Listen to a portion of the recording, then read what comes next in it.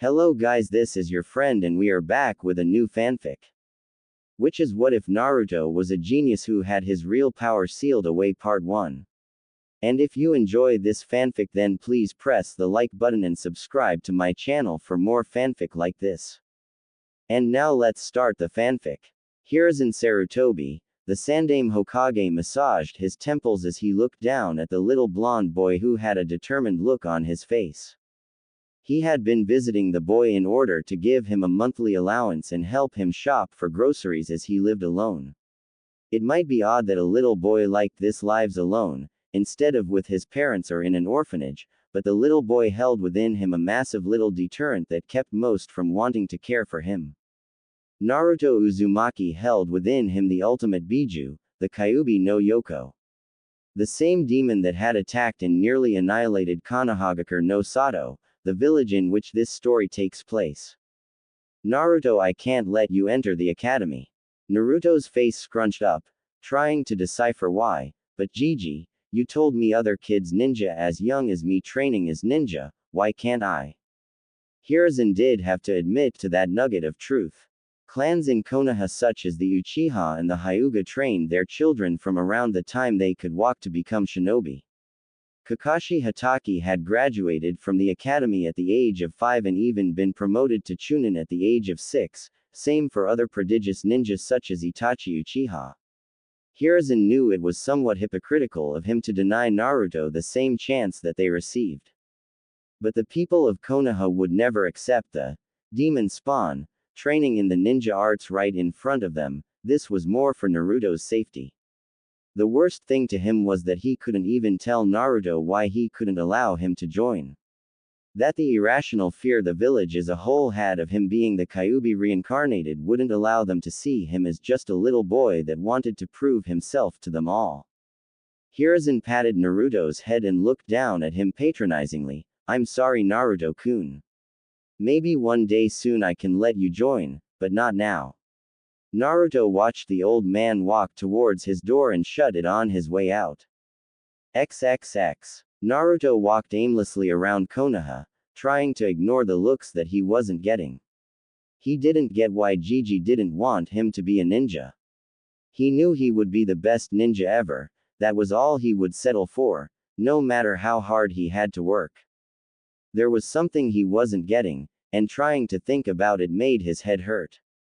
Eventually, by the time he had stopped pondering all of the absurd reasons that he wouldn't be allowed into the academy, he even came up with a strange conspiracy that there was some sort of demigod stuck inside of him and everybody knew but him. Crazy, right? He found himself atop his favorite place in the village, Hokage Mountain. It's beautiful, isn't it? Naruto whipped around suddenly to see a man with his head and one eye in bandages, and his right arm in a sling, also wrapped up. Naruto couldn't feel any real malicious intent from the man, so he allowed him to come closer. He stopped next to Naruto and looked out at the view from the top of the mountain. Truly being a ninja to protect this village is something that I've always felt is well worth the sacrifice. Naruto's eyes widened, but then he looked away sadly. Gigi won't let me be a ninja. I don't know why though, I mean I'll work hard, and I know I'd be good at it. The man made a noise as if he was thinking of Naruto's words. You would really work hard. You would do whatever you had to in order to become the greatest ninja you could be. Naruto grinned widely at the man. Not just the best ninja I can be, the best ninja ever, Datbeo. The man had a small smirk upon his lips. Well then, I think I'd like to take a hand in training the greatest ninja ever. How would you like to be a ninja for me? Naruto's grin could have split his face as he latched onto the man excitedly. Thank you, thank you. I can really be a ninja. The man held Naruto off of him. Little boy, the first thing a ninja should know is to never show emotion. I can understand your excitement, but when we begin training I do not want to see that from you. Do you understand? Naruto cowed himself and nodded. Anyo, I don't even know your name. The man turned and motioned Naruto to follow. You may call me Danzo. XXX. Naruto, age 7. Underground. The sounds of contact were made. The sounds of physical combat were common in this place. Sparring was intense and brutal to condition the ninja to field conditions. An unnamed teen hit the ground hard, groaning as his eyes flicked in and out of consciousness. The blood caking his face was just another sign of the intensity of the session. Standing over him was a blonde boy sighing in relief at the conclusion of the spar. "Takeshi, you hit way too hard." The blonde slowly walked away from the room, checking himself over. He scratched at his fists, flaking off the dead skin covered in dried blood. He checked his mouth and sighed before digging into the back of his mouth and pulling out a molar, dropping it on the ground as he walked away. He didn't care too much about it. It wouldn't be the first time he lost teeth down here, and they always grew back. Thank you, Furball. As the boy clad in black practice clothing entered the hall, he came face to face with the man responsible for training him. "Ah, Danzo Gigi, good to see you." Danzo frowned at Naruto's disrespect. "Boy, if you weren't so damn good at what you do, then I'd have you go back through emotional conditioning again." Naruto gave him a cheeky grin, "But that's just it. You know I'm too damn good to waste going to do that crap, and besides, you know I can turn it on the second the mission starts. I can be as blank as everybody else when you say go." Danzo let a ghost of a smile appear on his face. He remembered putting Naruto through the paces to rid himself of his emotions. No matter how bad he had Naruto beaten and conditioned, he would still keep a spark of his old personality, even after several months of that treatment that had broken everyone else Danzo had trained for decades until that point. Danzo motioned for Naruto to walk with him. "I have a mission for you, solo this time." Naruto went into business mode upon hearing those words. "What do you require of me, Danzo-sama?" Danzo would never openly admit it, but he did rather like the fact that Naruto could turn his ninja mode on and off at the blink of an eye. It made training a bunch of emotionless tools more bearable if one of them had enough self-awareness to actually speak to him with even a hint of cordiality. They weren't necessarily close. Naruto was well aware of the fact that Danzo saw him as nothing more than a tool, a weapon to be brandished to protect Konohagakure, but people have shown that they can value objects and tools above many things in this world. Plus, Naruto's childish streak got a kick out of making Danzo twitch. "You've got to enjoy the little things. This one is probably going to be suicide for anyone else other than you. Even you will find it rough going, I would say." Naruto nodded as a sign of his hearing the advice. If this even hints at going under, you get yourself out of there, failed mission or not. A shimmer of his eye revealed from Naruto to Danzo that he was affected by those words. Danzo just couldn't tell if it was because he gave the very rare order for him to retreat if necessary, or if it was because he was offended for suggesting that Naruto might fail this mission. Naruto looked up to Danzo, icy blue eyes lacking the solid feeling they were full of just moments ago. "Your orders, Danzo-sama." Danzo smiled. "I think that he might just be the greatest weapon I have ever had." Training Naruto had not been even a chore. When it came time to learn how to fight, how to kill, how to win, Naruto had shown himself a quick study. Danzo relied on Naruto for more of the higher class missions that he knew many of his other operatives couldn't handle, because the kid seemingly didn't accept anything short than a successful mission. That made him invaluable, and he'll only continue to grow in strength. I would probably rely on him before I thought of backing one of Sarutobi's soft elites. "Oh, my old friend, how did you let this gem of a shinobi go?" Danzo continued his briefing as he and Naruto had arrived at the armory. "You will be infiltrating Ta no Kuni. There have been reports of a new hidden village based out of that nation rising to prominence." Naruto quickly changed from simple practice clothes to gear reminiscent of Anbu armor, clicking the chest protection shut. "Hi, Danzo-sama." Danzo continued, "You will find the location of this village and if possible get inside and keep tabs on what you can see and find. When you believe that you have sufficient information to determine whether or not this village is a threat or not, you are to return to base and debrief. You may leave on your own mark. This will be a long-standing assignment." Naruto packed himself with kunai, shuriken, flash tags, exploding tags, smoke bombs, anything that he might need, and he packed to the brim, sealing whatever he couldn't carry in a scroll. He didn't know whether he would need to restock on this mission or not. Upon his completion of arming his person, he turned to Danzo and bowed. I will leave as soon as possible, Danzo-sama. You will hear from me upon my return. Danzo nodded. By your leave, Uzumaki. Naruto stood and walked from the armory, ready for his next assignment. Naruto slipped his mask in with his combat gear, as he had replaced it all with simple street clothes as he had to keep up his appearances. Nay was the opportunity that Sarutobi never gave him. He knew all he needed to do to prove his worth as a ninja was a chance, and when that chance was given he took it. XXX. 1 year later, border of Hai no Kuni, Ta no Kuni. An explosion drew Jiraiya's attention away from returning to Konoha. He had just gotten through going through Ta no Kuni looking into rumors of a new hidden village rumored to be called Otogakure.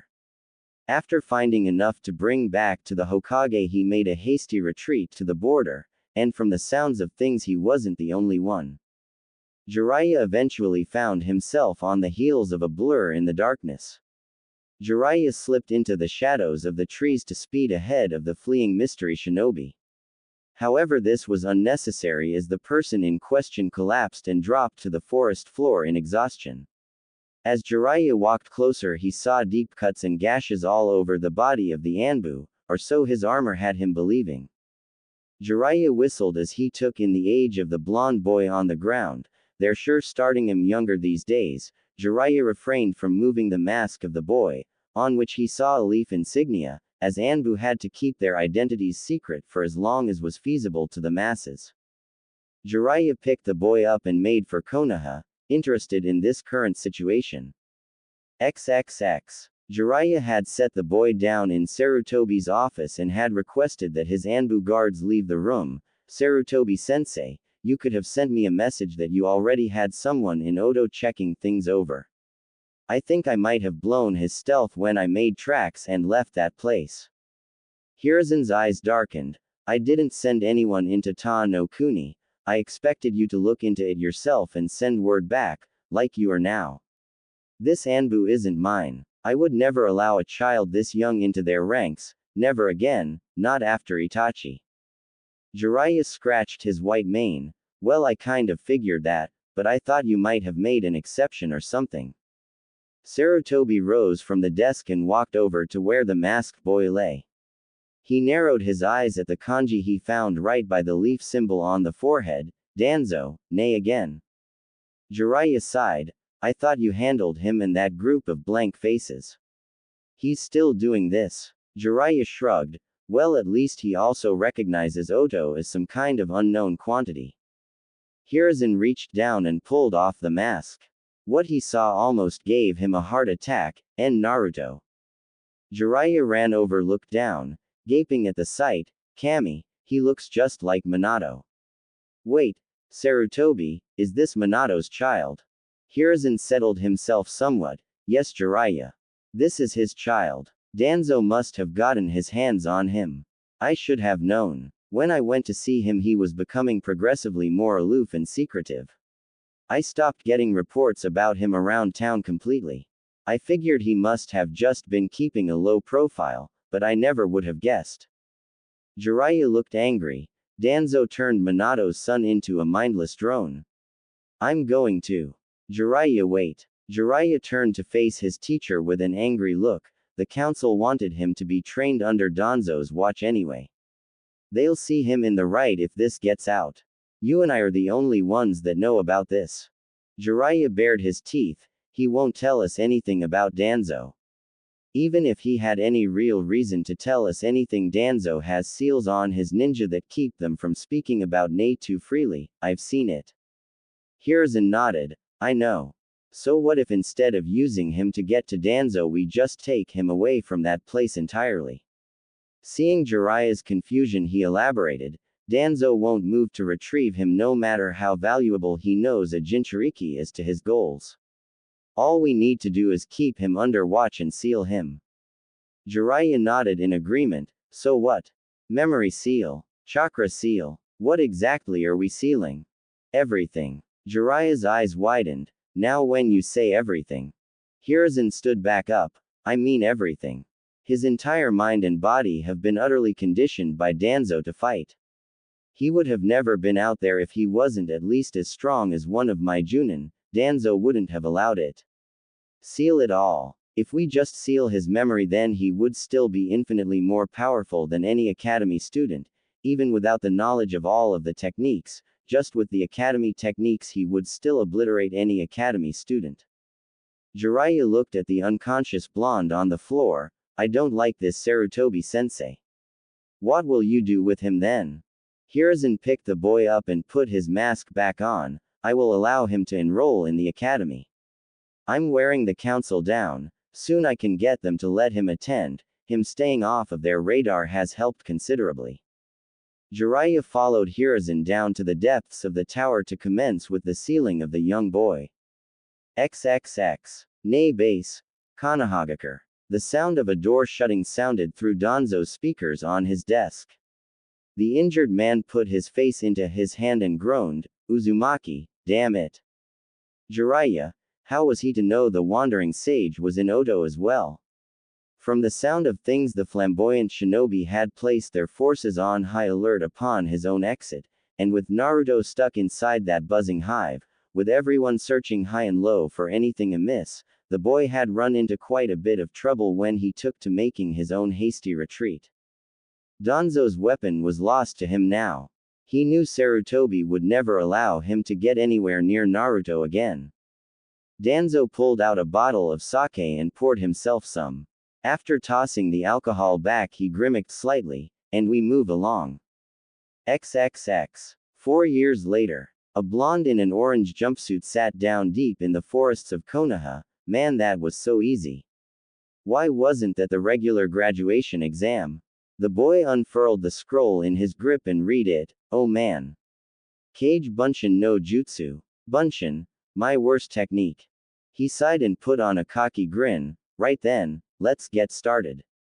XXX. Hours later. Iruka Yumino, Chunin, and teacher in Konohagakure's Ninja Academy, stood in astonishment. Naruto Uzumaki, the dead last of his class, the failure. He had just witnessed the boy in question call upon an almost endless horde of Kage Bunshin to beat his former teacher's aide Mizuki into a bloody pulp. Naruto stood over the groaning man, smiling at Iruka sheepishly. Whoops, I guess I went a little overboard, huh? Iruka smiled and called Naruto over to him. I've got something for you, Naruto. Close your eyes. Naruto did as he was told and felt his goggles shift on his forehead. Okay. Go ahead and open them.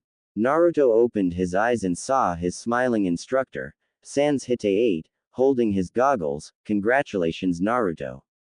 You graduate. XXX. 6 months later, forests outside of Konohagakure.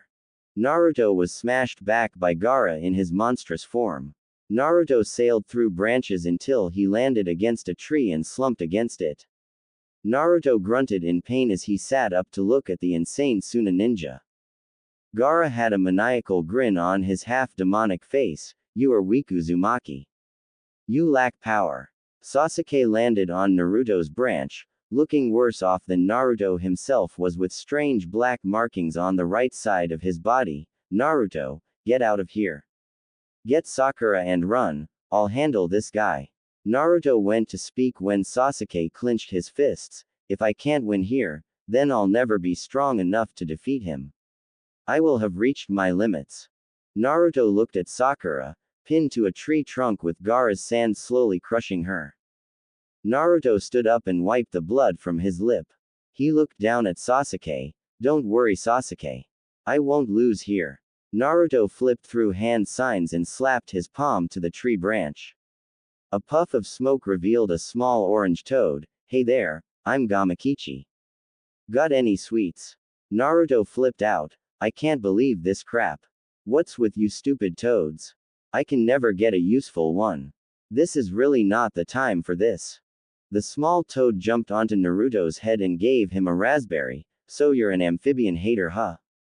Gaara had had enough of this. All the time spent allowed him to fully turn into his mini Shukaku form, Suna Shuriken. Naruto saw the spinning discs of sand coming his way and cradled Gamakichi with his body, taking the hits.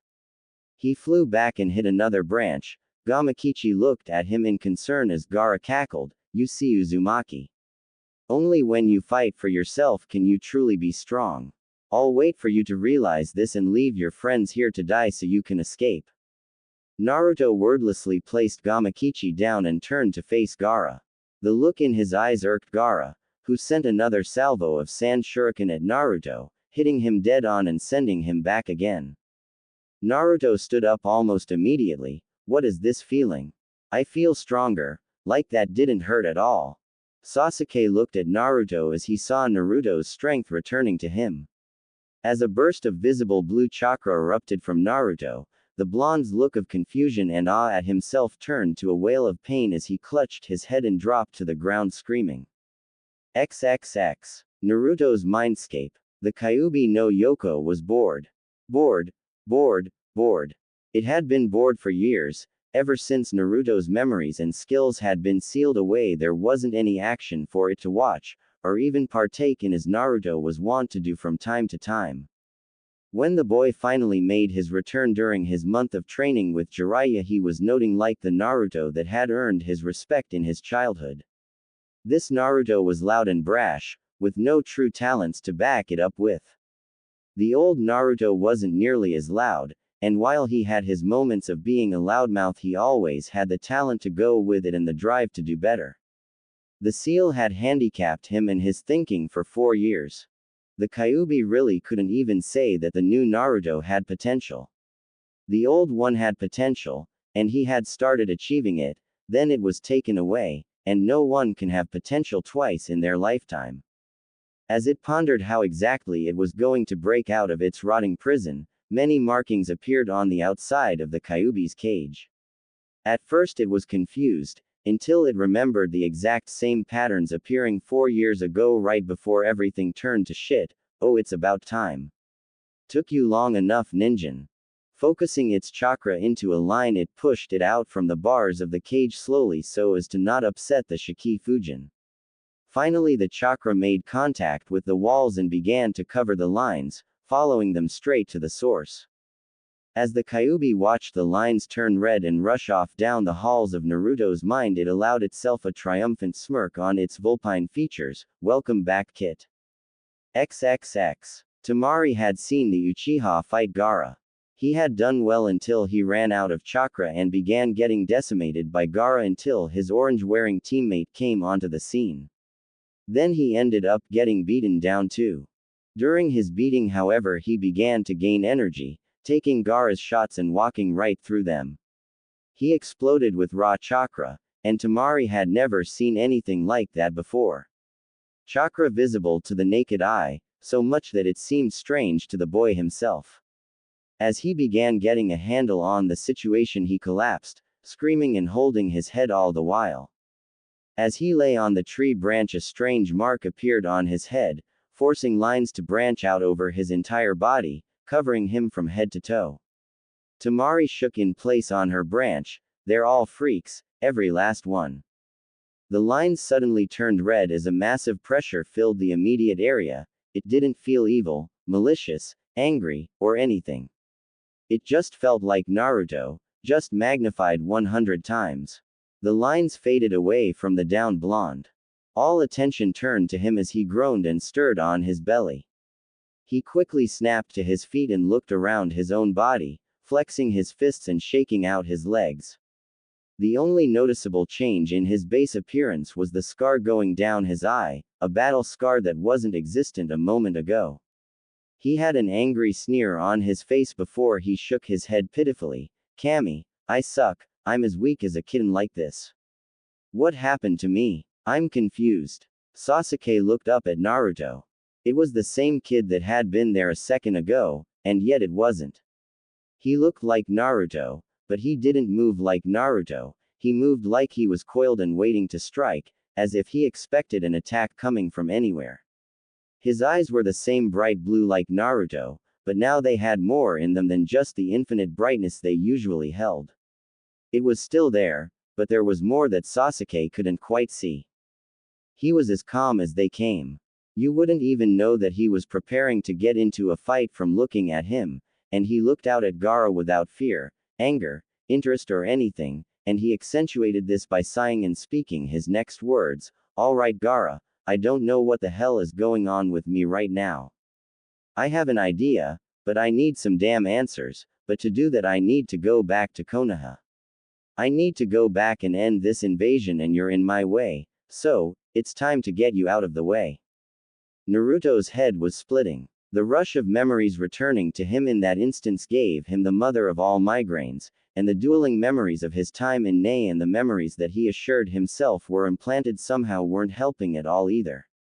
After hearing the confidence in Naruto's voice ring out in the forest, Sasuke spoke up, "Naruto, what happened to you? What's going on?" Naruto looked down at Sasuke with one eye and back up at Gaara. "You know, I'm not entirely sure myself.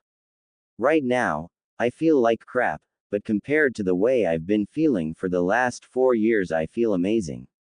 It's hard to explain." He grunted, "It's not important right now. I have to beat his ass, hustle back to Konoha and find someone, like Danzo or something, that can explain all of this to me. So here's what we're going to do. I'm going to attack him, and you aren't. Now commencing operation. Beat Gaara's ass." Sasuke had a myriad of questions running through his head at this point. What happened to the Dobi? Who is Danzo? What the hell does he mean I'm not fighting? Gaara heard his voice speaking to Sasuke the entire time and cackled to Naruto across the trees, "You aren't strong enough, Uzumaki. Leave them behind and run.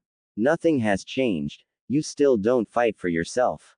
Gaara flung more sand shuriken at Naruto, who scoffed and grabbed Sasuke by the back of his collar and ducked and weaved out of the way of the projectiles. After he had gotten through them all, he dropped Sasuke back on the branch and scoffed, "Pathetic, I'm slow as dirt, did my muscles atrophy or something?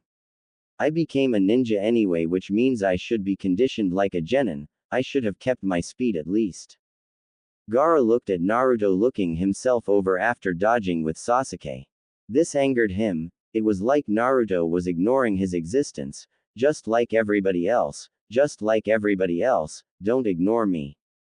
Gaara had mouths appearing all over his body as he took a deep breath and released it ahead.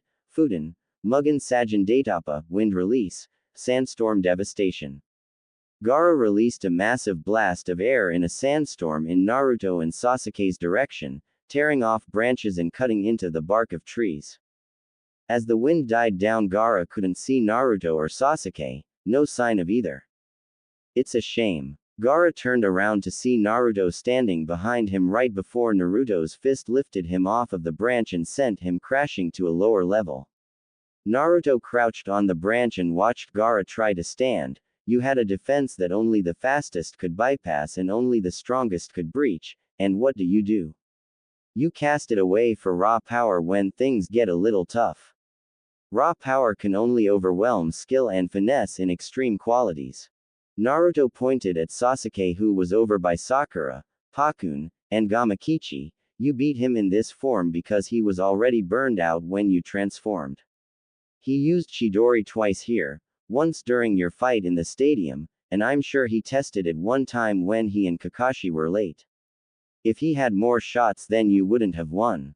He smirked down at Gaara. "I don't know what happened to me all of those years ago, but I'm not the kid that just had Kage Bunshin flying all over the place anymore. I could beat you like that, but that wouldn't be very fun. After all of this time, I can finally fight like I used to, if only a little bit. I'm still not fast enough to avoid taking hits, but I can almost assure you that however hard you hit me," a feral grin came onto Naruto's face, "I'll hit you twice as hard. So let's see who can still stand up when this is all over." Naruto's hand moved unconsciously to his back before he pulled it down, clicking his teeth. "Damn, that's right. I don't have a sword. Seriously, what happened to me? These phantom urges to fight like I was trained to are going to get me killed if I don't get it together." Gaara stood with a growl. "You aren't stronger than me. You fight for the Uchiha, you fight for the pink-haired girl, fighting for others makes you weak." Naruto scoffed. That's the stupidest thing I've ever heard. There are detailed stories of mere mortal men, overcoming demons, for others. The Yondaime Hokage overcame the Kyuubi no Yoko for his village. Orochimaru fights for himself, you fight for yourself, and that's why you will both lose here today, because you don't have a true purpose to fight. Naruto cracked his knuckles, but let me show you just how wrong you are. Don't blink. One flash tag later and Naruto's presence was gone from the area. Everyone looked around for any sign of the blonde boy who had changed from the orange loudmouth they had taken him for based on past experience. Chuckling rang out through the forest, but not from any particular area, as Naruto was projecting his voice. That little sandstorm from earlier wasn't a Fuden jutsu. This is a Fuden jutsu. Fuden. Repushu, wind release. Gale palm. A fierce gale came from the trees above, sending wind and weapons at Gaara from above. Gaara lifted his arms to block vital spots and allowed the kunai and shuriken to bury themselves into them. Gaara lowered his hands and shouted out loudly, "Is that the best you have, Uzumaki? Come out and fight me. Give me a real fight. Let me feel alive." Naruto's voice rang out again in mocking laughter. "If you wanted to feel alive, then you shouldn't have caught those weapons. Even with all of that power, you're still just a baby genin, huh? Just listen, and tell me what you hear." Everyone silenced themselves in order to listen for Naruto's warning. Temari's eyes widened. Too late to help, a hissing noise coming from Gaara was being muffled by the sandy appendage he had caught the mishmash of ninja tools in. Gaara no. Temari's shout of warning did no good. It was too late for him to cast them out as a massive explosion took place in the trees, and the fireball that used to be Gaara fell to the forest floor. The others could only look on in amazement as the goofy boy in orange was systematically decimating the strongest person out of them all. Naruto's voice rang out again, "Damn it, I should have just killed you." Gaara was like a puddle of melting sand on the ground as Naruto spoke. "I guess my fake self has more influence over me than I thought. I should be down there killing you right now. But for old time's sake I guess I'll hit you with an attack inspired by him." Suddenly several Narutos rushed out of the foliage and kicked Gaara into the air, one after another. Yu. Zu. Ma. Ki. As Gaara was stuck hanging in the air, a wave of orange revealed itself from the leaves above. Countless Kage Bunshin from Naruto descended with their fists and feet cocked to strike. Naruto Nisei Renden, Naruto Uzumaki 2K Barrage. Naruto's Bunshin dropped an obscene amount of physical offense on Gaara's prone form, driving him back into the ground hard. Naruto and his clones littered the trees looking down at Gaara. Naruto sighed yet again. "If I was at full strength he'd be a puddle in a crater right now, someone's going to answer for this." Gaara looked up at the masses of Naruto Bunshin looking down on him. Each of them had the same uninterested look on their faces, as if they were trying to ignore him. Cold blue eyes magnified by 1,000 staring down on him. "There's no way." Gaara allowed the final shred of sanity and reasoning inside of him snap. "There's no way I'm going to lose to a guy like that." The original Naruto's eyes widened as Gaara's chakra spiked. "Oh crap. He can transform again." Naruto was blown back hard as Gaara was completely immersed in sand, swelling to the sky. Naruto's Kage Bunshin were dispelled as Gaara's towering sand smashed them asunder. Gaara ended up sticking out of the head of Shukaku looking down on Naruto, who was covered in sand. "It's too late, Uzumaki. Time to die." Ugh. Like I said, power cleanly outclasses skill only in overwhelming quantities. Naruto sat, entirely encased in Gaara's Sabaku Q. "Well, this is great, I'm too weak to break it. Now what?" Naruto smirked as he remembered that he didn't stop learning things when he lost his memory. "Arrow Sennin, you might have been useful after all." Naruto bit his thumb and made a few hand signs. Gaara put out his right hand. "Sabaku So's Kuchio's no Jutsu, summoning Jutsu."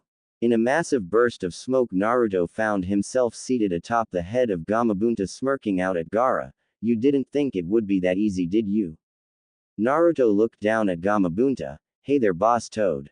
You want to help me out and take this jerk down with me. He's a little too big for me to handle alone at this time.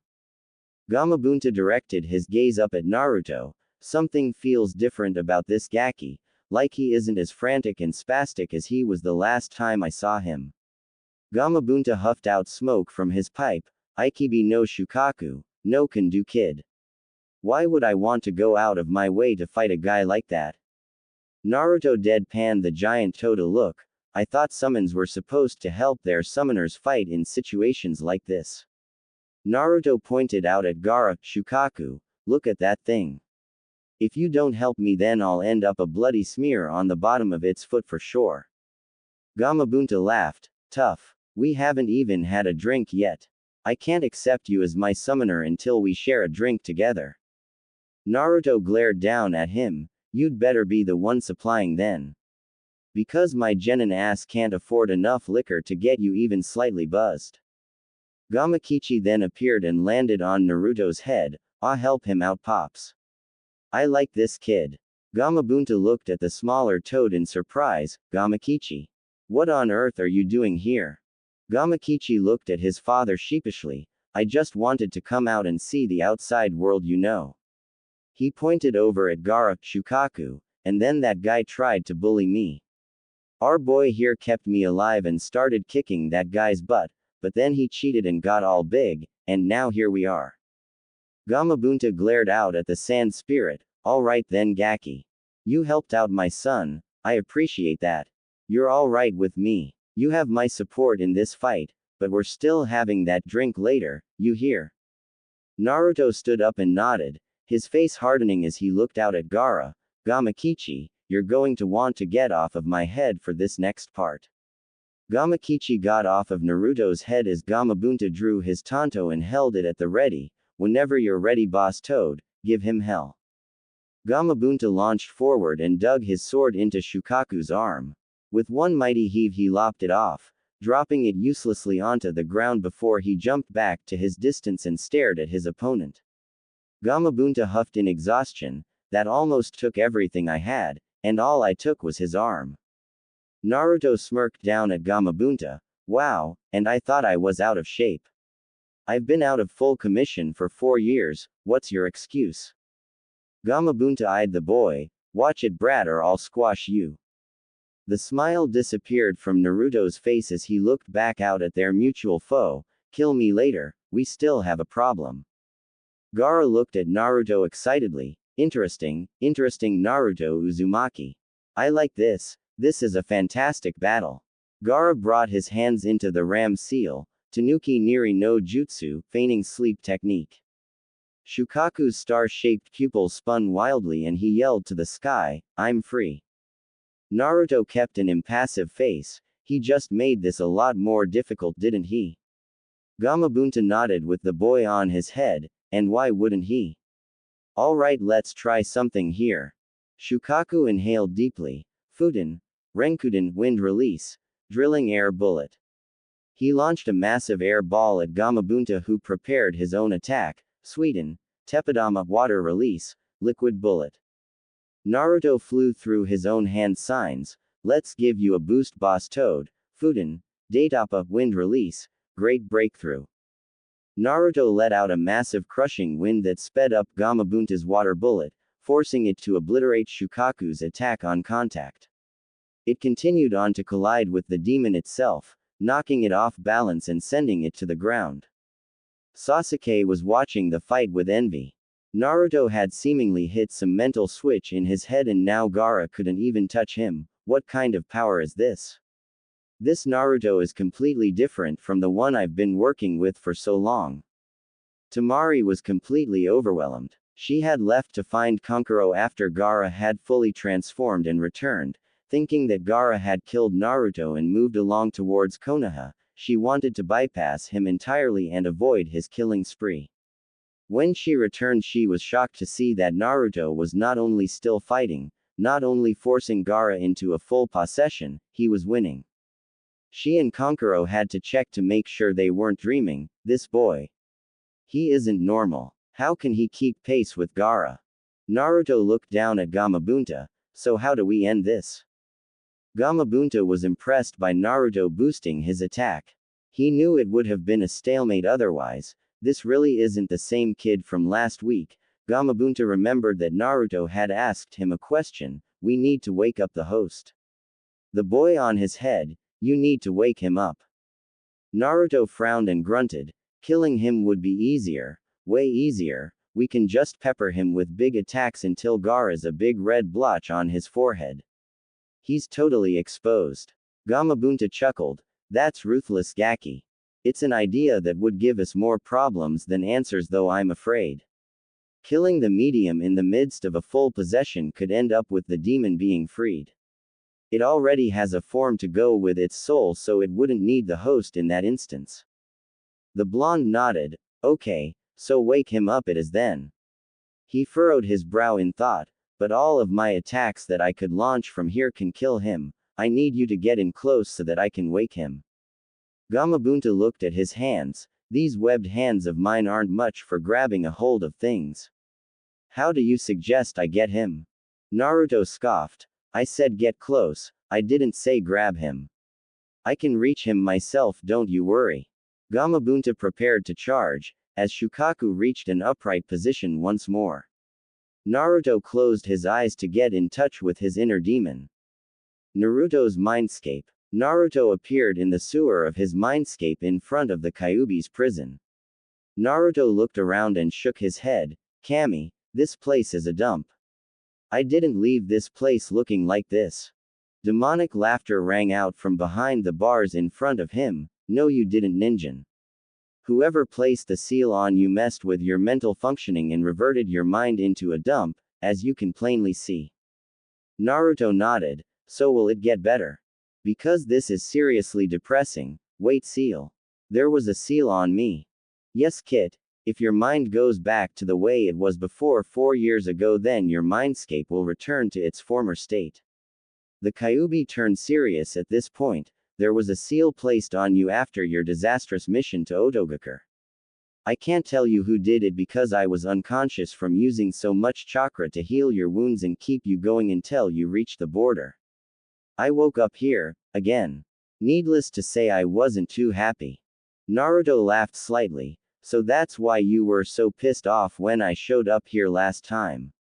You tried to freaking eat me, you know. Why didn't you say anything? Kyuubi huffed and sat down on its haunches, letting its snout touch the floor. First of all, would your other self, who had been taught to mistrust me, believe me in the first place? If I had tried to tell you about it, I would have been harmed by the seal, as would you. It was a memory seal. Whoever placed it on you placed many others on with you that coincided with one another. You forcibly broke one, the chakra restrictor, and allowed me to force a chain reaction with the rest of your mental seals to free your mind. Naruto smiled at the massive kitsune. Well, I guess I owe you one soon then. But right now, could you give me a shot of your chakra for old time's sake? I need to smack down your comrade Shukaku without killing his host. The ground in Naruto's mind rumbled as the Kyuubi jumped to its feet, tails waving behind it excitedly. Really? You need my help again after so long? All right then, Kit. Why not? I just wish I could experience the fight through your eyes and other senses like I used to. Naruto smirked as the red chakra engulfed his body. Well, after we survive this, I'll set up my mind the way it used to be so you can. It's the least I can do. I missed being so badass. Naruto slowly faded from his mindscape as the Kyuubi lay back down on the ground. I did too, Kit. I did too. Naruto's eyes shot open as his body filled with the Kyuubi's chakra. Almost simultaneously, Gamabunta charged at Shukaku. As the two massive creatures got closer, they both shot off their projectile attacks again. Naruto judged the distance just as the smoke from the collision of attacks rose. This is close enough, I guess. Naruto crouched deeply and propelled himself high over Gamabunta's head, leaping over the explosion and posturing himself above Shukaku's head. Naruto hovered overhead for a second before forcing wind chakra out through his hands, accelerating his descent. This is going to be amazing. Naruto fell at high speed, aiming for Gaara, who was stuck sleeping on Shukaku's head. Wake up, you pasty bastard. Naruto delivered a double stomp right to the top of Gaara's head, driving him completely through the Shukaku figure, forcing it to collapse on itself as they crashed to the ground amid a deafening roar as the sand crashed around the trees. Gamabunta stood slack-jawed at Naruto's vicious, reckless attack on Shukaku. The kid jumped from the relative safety of his head, 30 feet higher than he already was, towards a crazed homicidal demon. The more amazing thing was that it actually worked. He hit Gaara with the force of his body weight focused into his feet from 30 feet above his head, making the impact more intense by using wind chakra to send him down faster. After the attack, he softened his landing considerably after he destroyed the Shukaku as he landed in sand that had been tenderized by his previous attack. Gamabunta was broken from his musing by his son. I like that kid Pops. He's insane. Can I hang out with him more often? Gamabunta chuckled. If he allows it, Gamakichi. Jiraiya sure picked an interesting one this time. I'll be watching you, Naruto Uzumaki. Naruto stood up and shook the sand off of his body, dragging Gaara out with him and dropping him on the ground, watching him look up at him in fear. Stay away from me. I don't want to die. Naruto slapped Gaara across the back of his head. Act like a shinobi, damn it. We deal in death for a living. Besides, I'm not going to kill you. You're a weapon like me. He dropped Gaara onto the grass and walked away slightly. You're a weapon that I broke already. And while you can be repaired, most of the time a repaired weapon is easier to break a second time around. He turned back to look at Gaara. His cold blue eyes turned back to their formerly bright nature. I'll beat you down every time you try to harm me or anyone in my village. Because only when you fight to protect and defend others can you be powerful and find the strength to push beyond your limits. Naruto looked up to the trees. Sasuke. The Uchiha in question landed by his side. Is Sakura-chan safe? Was I fast enough? Sasuke nodded. Yeah, Naruto, you saved her. Naruto looked back at Gaara just as his siblings landed and prepared for a fight. Naruto shook his head at the two Suna ninja. I just beat the guy that terrorized you since he was 6 and I still have enough chakra that I'm gonna sprint back to Konoha and finish up the battle there. You both already got your asses kicked by this guy and Shino and he looks like he's ready to go another round. Do you really think you can beat us if you were stupid enough to attack us? Kankuro and Temari bristled at Naruto's nonchalant threat as he shrugged. Fine, be that way. We'll just knock you out and drag you to the village, and by we, I mean them. Naruto pointed behind them as two Kage Bunshin bashed them in the back of their heads with the blunt end of their kunai. Naruto looked back at Sasuke. Alright Tem, go get Sakura-chan and Pakun and we'll get out of here. We still have a battle to fight. Sasuke went to gather up Sakura as Naruto took to tying up the Suna ninja and hoisting them up on his and his Bunshin's shoulders. As they set off through the trees, Naruto mentally berated himself. How could I let myself be caught? Damn it. If I had never been sealed, then I would have been able to warn Danzo that Orochimaru was planning an invasion and amassing forces. I hope things aren't as bad as they seemed at the stadium. Konohagakure, around the center of town. Jiraiya stood atop the head of his massive toad summon as he watched Konoha forces engaging the Suna and Odo forces. Despite the fact that they had driven the enemy out of heart of the city, the enemy had been putting up a dogged fight. Suddenly Ibiki landed atop the toad's head. Jiraiya-sama. Jiraiya put up his telescope and turned to face him. Ibiki, report. Jiraiya-sama, our forces were caught in several ambushes as they chased the enemy forces out of the village. They ended up getting caught in a crossfire by some of Odogakure's ninja they had held back. Jiraiya groaned. They would win, but such an unnecessary loss of life was unsettling. Just as he was about to try and switch the topic, he saw Ibiki smile, but when they were closing in on our forces, they ended up getting sacked by a lone ninja of Konoha, wearing bright orange. If they saw correctly, he was moving too fast for some of them to catch. Jiraiya's eyes widened. There's only one kid I know that is color blind enough to run around this place in orange.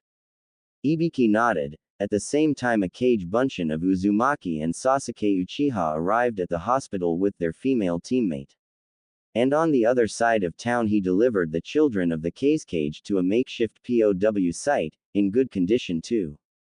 Ibiki scratched under his bandana. I saw how good the kid could be during his fight with the Hyuga, but I never would have guessed that he was good enough to take down a squad like that. Ibiki, you shouldn't talk about me like I'm not there. They both whipped around to see Naruto tapping his foot impatiently. Although I guess you didn't know I was here. Geez, if I was an assassin you'd both be dead. Jiraiya looked at Naruto oddly. He couldn't sense his usual restless aura, and he had snuck up on him. Gaki, what happened to your jacket? And what's with that scar on your face? Naruto had ditched his orange jumpsuit jacket and left himself in his black t-shirt. I tossed that bulky piece of crap so I could move faster to get here without much trouble. And I got this scar years ago. Someone put a bunch of seals on me that did a lot of stuff to me. Hiding that scar must have been one. Naruto saw Jiraiya flinch when he spoke about the seals. We can talk about that later. We will talk about that later, Dadbao. Ibiki gasped as he looked out over the buildings and saw Orochimaru being whisked away by the Sound 4. Naruto growled and crouched down like a track runner, preparing to take off in hot pursuit until Jiraiya grabbed his collar. You're not fresh, kid. You can't take Orochimaru and his entire force of bodyguards alone. Naruto looked at him blankly. I'm not alone. You should be as strong as he is, right? And Ibiki can help me beat his entourage and help you. If he's running away, then that means he knows he lost today and he might be hurt. We can turn his retreat into a rout and finish this here. Jiraiya was about to respond just as a cloaked Anbu landed on the toad, bowing to Jiraiya. Jiraiya-sama, it's about Sandaime-sama. Jiraiya grinned widely. So Sarutobi-sensei sent the old snake back to his hole, did he? The Anbu flinched under his mask. Hokage-sama was killed in combat against Orochimaru. The three other ninjas stood in stunned silence atop the toad as the sounds of battle still rang out into the air. Naruto looked to Jiraiya, who looked down at him. That's enough death for one day, kid. It's time to regroup and mourn. Naruto said nothing and followed Jiraiya back to the Chunin exam stadium. He could get his answers later. He had nothing but time. Now belonged to the entire village as a whole. Naruto was far more ornery than usual as he partook in the usual D-rank missions that genin teams like Team 7 got. While part of him knew that this was truly necessary at this point in time, seeing as how the village was getting over the damage incurred during the invasion of Oto and Suna, the part of him that was locked away at the age of 8 that was used to missions that could end with him being killed, and the brash childish part of him that resurfaced after his memory had been sealed and longed for missions with potential for action like that. With the knowledge of his sealing, Naruto was able to sort out what memories were fake and which were his own. It helped that the genjutsu seal that was placed on him to change his appearance was broken, revealing the numerous battle scars that littered his body from his time in Nei. It really helped having a visible association to certain memories. His first night in his apartment after the invasion was for the most part spent in front of a mirror repeating the line, "Oh, I remember getting that one," over and over throughout the evening. Over the course of the next 2 weeks he had to adjust to just being a normal genin with a true elite's mindset. Tora was lucky that she hadn't tried to run away since the invasion, or Naruto might have killed her, retrieving her, accidentally of course. His rapport with his team, whatever he might have had, shifted tumultuously after the Chunin exams. Naruto's thoughts on Sakura had changed to a clearer line of thought. The girl thought he was useless for the most part, and while compared to how he was supposed to be she was right, it stood to reason that even grossly handicapped as he had still been vastly superior to her when it came to the ninja arts. While he may have been a goofy annoyance while he had been a genin, he had still been nothing but pleasant to the girl and had given his all at every corner. Her habit of fawning over the Uchiha and downplaying anything Naruto accomplished grated on his nerves at this point. Naruto ruthlessly crushed his mental facilities that she was a good person, and that he had romantic interest in her because when it came to him she was a bitch. She was his teammate. That didn't really mean they had to be close, he just had to tolerate her and work with her to accomplish his mission. He didn't see anything pleasant about trying to associate with her outside of missions. Sasuke had taken to the habit of staring at him and trying to verbally provoke him when he offered any input into their missions.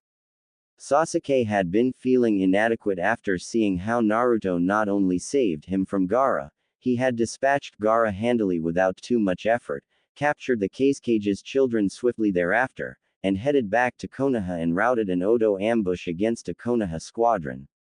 This led to now. He had been trying to goad Naruto into a fight so that he could really test his own capacities against the blonde, but not only was there no time for sparring as they didn't have team training while rebuilding the village, Naruto left so quickly after the day's work was done that Sasuke couldn't follow him, and he was never able to trail the boy for too long before losing him. Kakashi had noticed quite a few changes in his blonde student since he had let him go during the invasion. While the scar over his eye was the most glaring one, his attitude was another. He didn't try to keep his team's spirits up with indomitable brightness.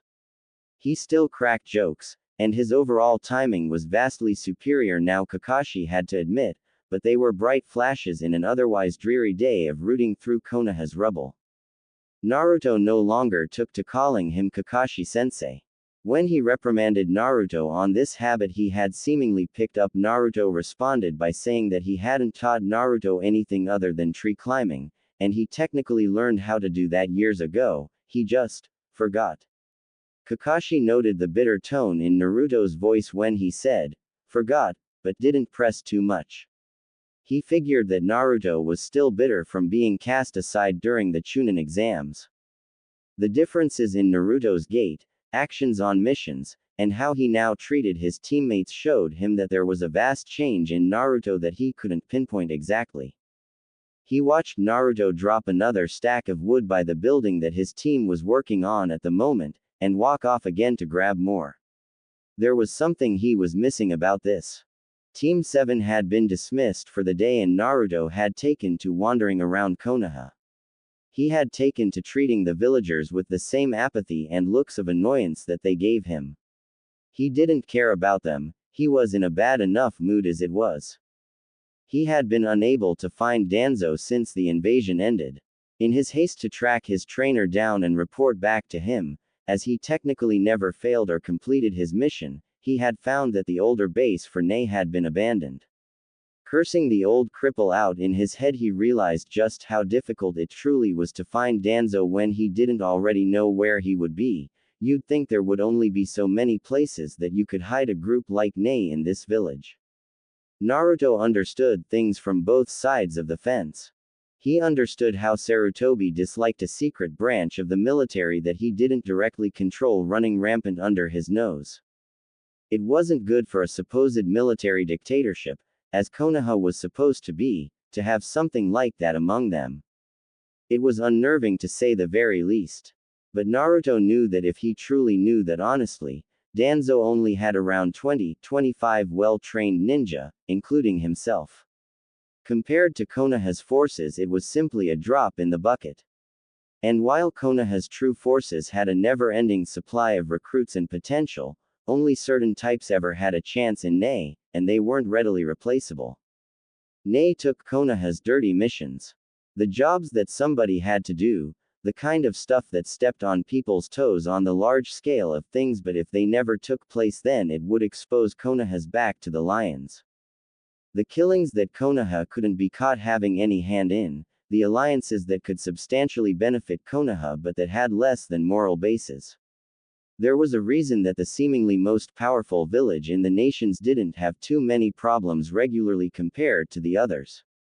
Sarutobi directly chose not to accept certain missions for the sake that they could be seen as an aggressive move on Konoha's part. Danzo took these missions for Nei. Nei had to be better than the majority of other ninjas simply for the sheer difficulty that their missions entailed. There were no D-rank missions, hell there weren't even any C-ranked missions. Everything you did in Nei was B rank and up. If you weren't ready then you trained and drilled until you were, no other way about it. If you couldn't cut it after all of the things you were put through until that point, then you died, namelessly, facelessly, and miles away from home. He needed to find Danzo. He knew that the second he actually put on Konoha's Hite 8, he was basically no longer Ni's shinobi, but he still had the mindset of completing his mission.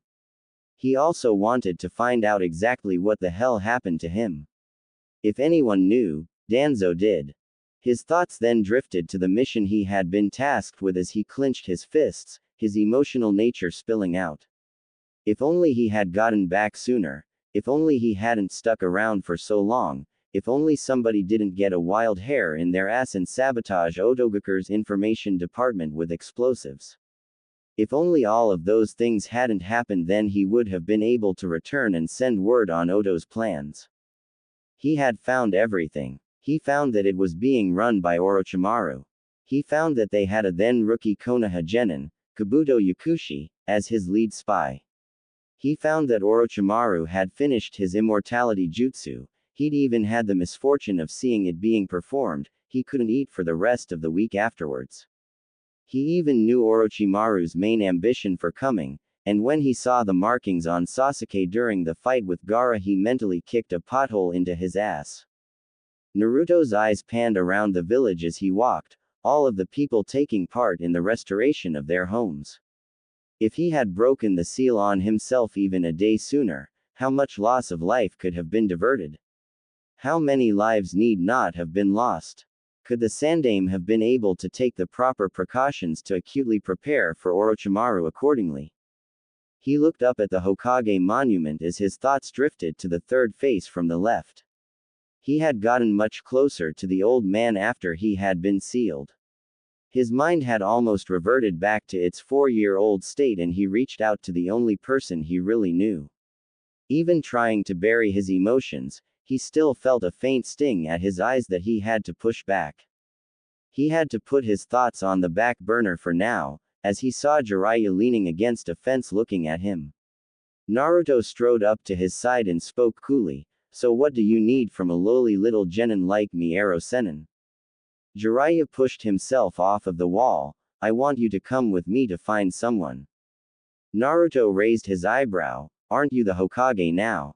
Jiraiya let out a short laugh. "Those old goats wanted me to take up the spot, but I have too much on my plate to just do so like that." Naruto headed past him towards his apartment. "Then I'm not going. I'm not some escort or bodyguard, I'm a shinobi. If this isn't an order from my higher-ups, then I'm not volunteering for this. I can spend my time better by helping to rebuild, getting back to my old level of skill, and finding out who put those goddamn seals on me." Jiraiya caught up with him quickly and placed a hand on his shoulder. "Well, the other genin can help rebuild. And I was going to teach you a jutsu that makes Chidori look like child's play. And those seals, I might know something about that." Naruto looked at him. "Okay, you've got me on the rebuilding. And did you hear what I said? I need to get back to my old skill level. I don't need a jutsu, I have enough of those, I just can't use them right now. I need to get back to my old speed and strength first and foremost. I felt weak like an infant and moved like a snail during the invasion." Naruto's eyes shone as he absorbed the last of what Jiraiya said. "And you're damn right you know something about my seals. You're telling me whether I choose to go or not. You're just lucky that it would probably be easier to just go with you, that and I'm bored around here." Jiraiya grinned at him. "Well, let's go and get you packed. We'll leave immediately." Naruto pulled out 4 scrolls. "I already have everything here. I always keep supplies for a long mission on me at all times, you never know when you'll get called away." He placed them back into the pockets of his jacket. "This big, bright piece of crap is good for something, I suppose." Jiraiya laughed loudly. "If you hate it, then why wear it?" Naruto's eye twitched. "When I went home after the battle to look for clothes, this was the closest thing to shinobi gear I had in my closet. What the hell did they do to me? I wouldn't be caught dead in this. How did I live for as long as I did wearing this eyesore?" Jiraiya laughed again, getting his chuckles out of seeing the boy tear himself down. Jiraiya reached into his pocket and placed some bills in Naruto's hand. I'll tell you what, Gaki. I'll give you 2 hours to go and get yourself outfitted. Meet me at the main gate then and we'll take off. Naruto let a smile cross his face as he turned to head back towards the market district. He waved back at Jiraiya and pocketed the cash. Naruto wandered through the market district looking around. While the Naruto that had become a genin would simply enter a shop and hope he didn't get ripped off, this Naruto was sick of being broke all of the time and was running through his head all of the shinobi shops that had done it to him. That place did it, that place did it, that place won't even let me in to do it. Naruto had gotten his tools from old scavenging habits. It amazed him how many tools were wasted by ninja just during training even back when he was little.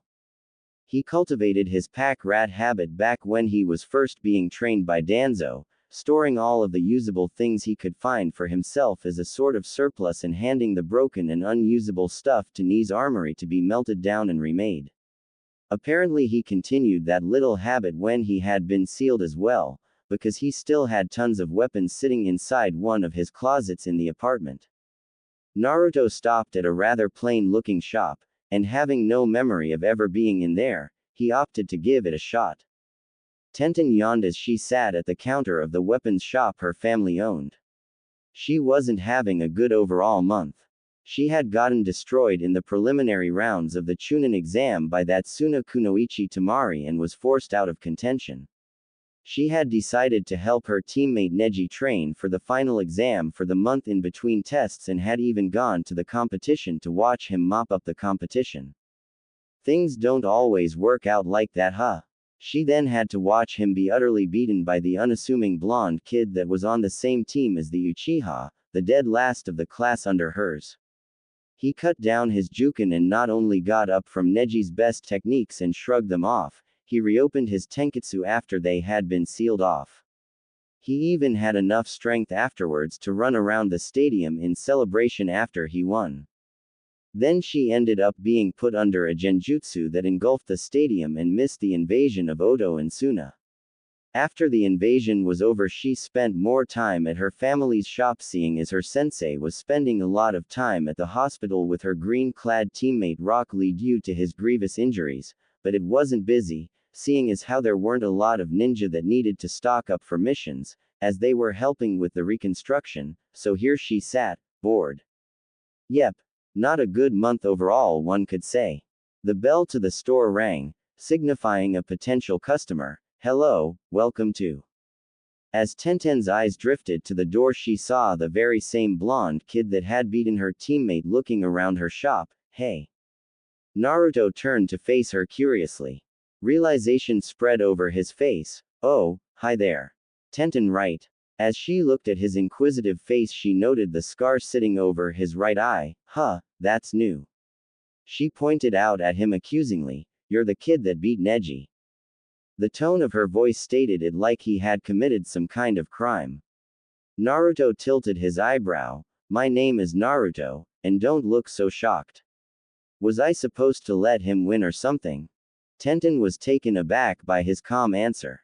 She was conditioned from seeing him throughout the exams to expect a loud, hot-headed response. It's not that, it's just that you really weren't expected to win then. Damn idiot persona, it just had to wreck his standing in the eyes of the many. Oh well, he liked to be surprising anyway. Naruto sighed, and that is why you have to learn to expect the worst in most cases, because then you can only be pleasantly surprised. Naruto remembered Danzo or other Elder Nei operatives saying that to him a lot back in the day, then they would usually hit him or something. Stupid emotional conditioning.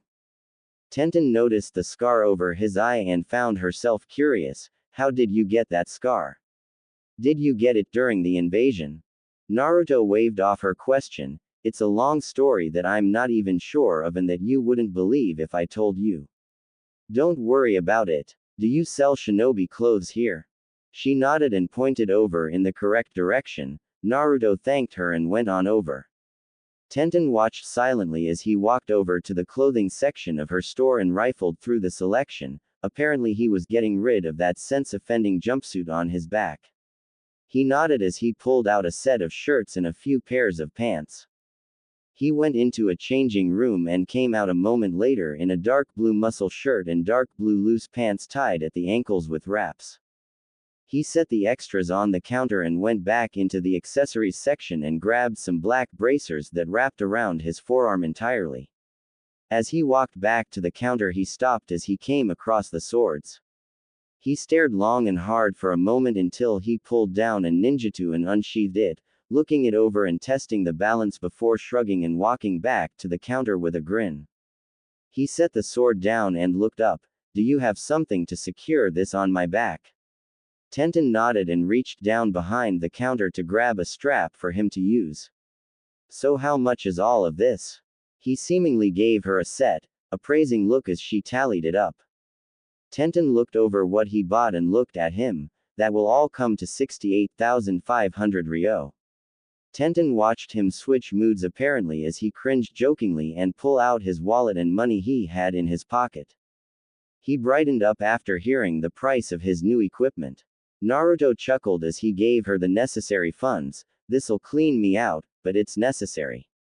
He strapped on the sword and placed the bracers on his forearms. Tenten watched him finish outfitting himself and huffed. Do you even know how to use that sword on your back? Naruto shifted the ninjutsu into a comfortable position on his back. I'm an old hand at it.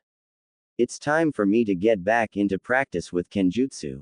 I was no slouch, I should say. I might be rusty if anything. Naruto quickly drew his sword for a few test slashes and shifted through a few regulation anbu stances before resheathing it. I think'll be fine. Tenten's eyes gleamed for a second. You wouldn't happen to be interested in a spar, would you? Naruto smiled. Yeah, sure, why not? I don't have anyone to practice with anyway. I have to leave right now, thought. I might look you up when I get back. Tenten smiled at him as he moved towards the door. I think I'd like that, Naruto. Naruto stopped at the door and turned around. I left the jumpsuit in the back. Feel free to burn it at your leisure, like on your break or something. I still have a closet full of them to get rid of. Bye, Tenten. Tenten waved goodbye as he left the store. She furrowed her brow in thought. How can a guy change like that in 2 weeks? Jiraiya noticed a familiar mop of blonde hair heading towards the main gate. As he got closer, he whistled at Naruto's appearance, looking dapper kid. Naruto looked up at him and grinned. It's easier to get girls if you don't blind them when they look at you. Jiraiya patted him on the back as they began walking through the gate. Well said, Gaki. As they walked on, Naruto eventually sighed and looked up at Jiraiya through half-lidded eyes. Alright, we're far enough from Konoha that if I don't like what you have to say, I can kill you and no one can stop me. Tell me what you know about my seal. Jiraiya tried to be funny. Well, the Shiki Fujin is meant to hold back the Kyuubi. Naruto gripped his sword as he glared at him. Don't be an ass about this, I'm serious. What happened to me? Jiraiya sighed. Okay, but if I tell you this, then you have to wait until I'm through explaining before you try to gut me, deal? Naruto kept up his glare but nodded. Jiraiya began. Alright, you know your little trip to Ta no Kuni. I'm the one that found you. I was there too, investigating rumors on Otogakure. When I left, I decided to torch their files. Stuff on Orochimaru's bloodline research, jutsu development, things like that. Naruto's eyes widened. He unsheathed his sword and took a swing at Jiraiya in anger, forcing the man to jump back. Hey brat. I said wait until I was done. Naruto pointed at him angrily. You dumb old bastard. You were the one that turned the heat onto me. Don't you know the first thing about infiltration? Never let the enemy know you were there. Jiraiya rubbed the back of his head sheepishly. Hey, in my defense, I didn't know you were there. Naruto growled menacingly. That was the whole point. Jiraiya got back on track as Naruto sheathed his sword. Anyway, when I got you back, me and Sarutobi sensei found that you were a part of a group of ninja led by a man high up in Konoha's politics. Naruto nodded. Yeah, nay, led by Danzo. Jiraiya pulled a double take to look at Naruto. You're admitting it exists. Wait, you're talking about it? Naruto sighed. Yes, Arrow Sennen. I swear, I kept telling Danzo it was the second worst kept secret, almost as bad as me being the Kyuubi Jinchuriki. The fact that Sarutobi Gigi and you both knew about it proved that.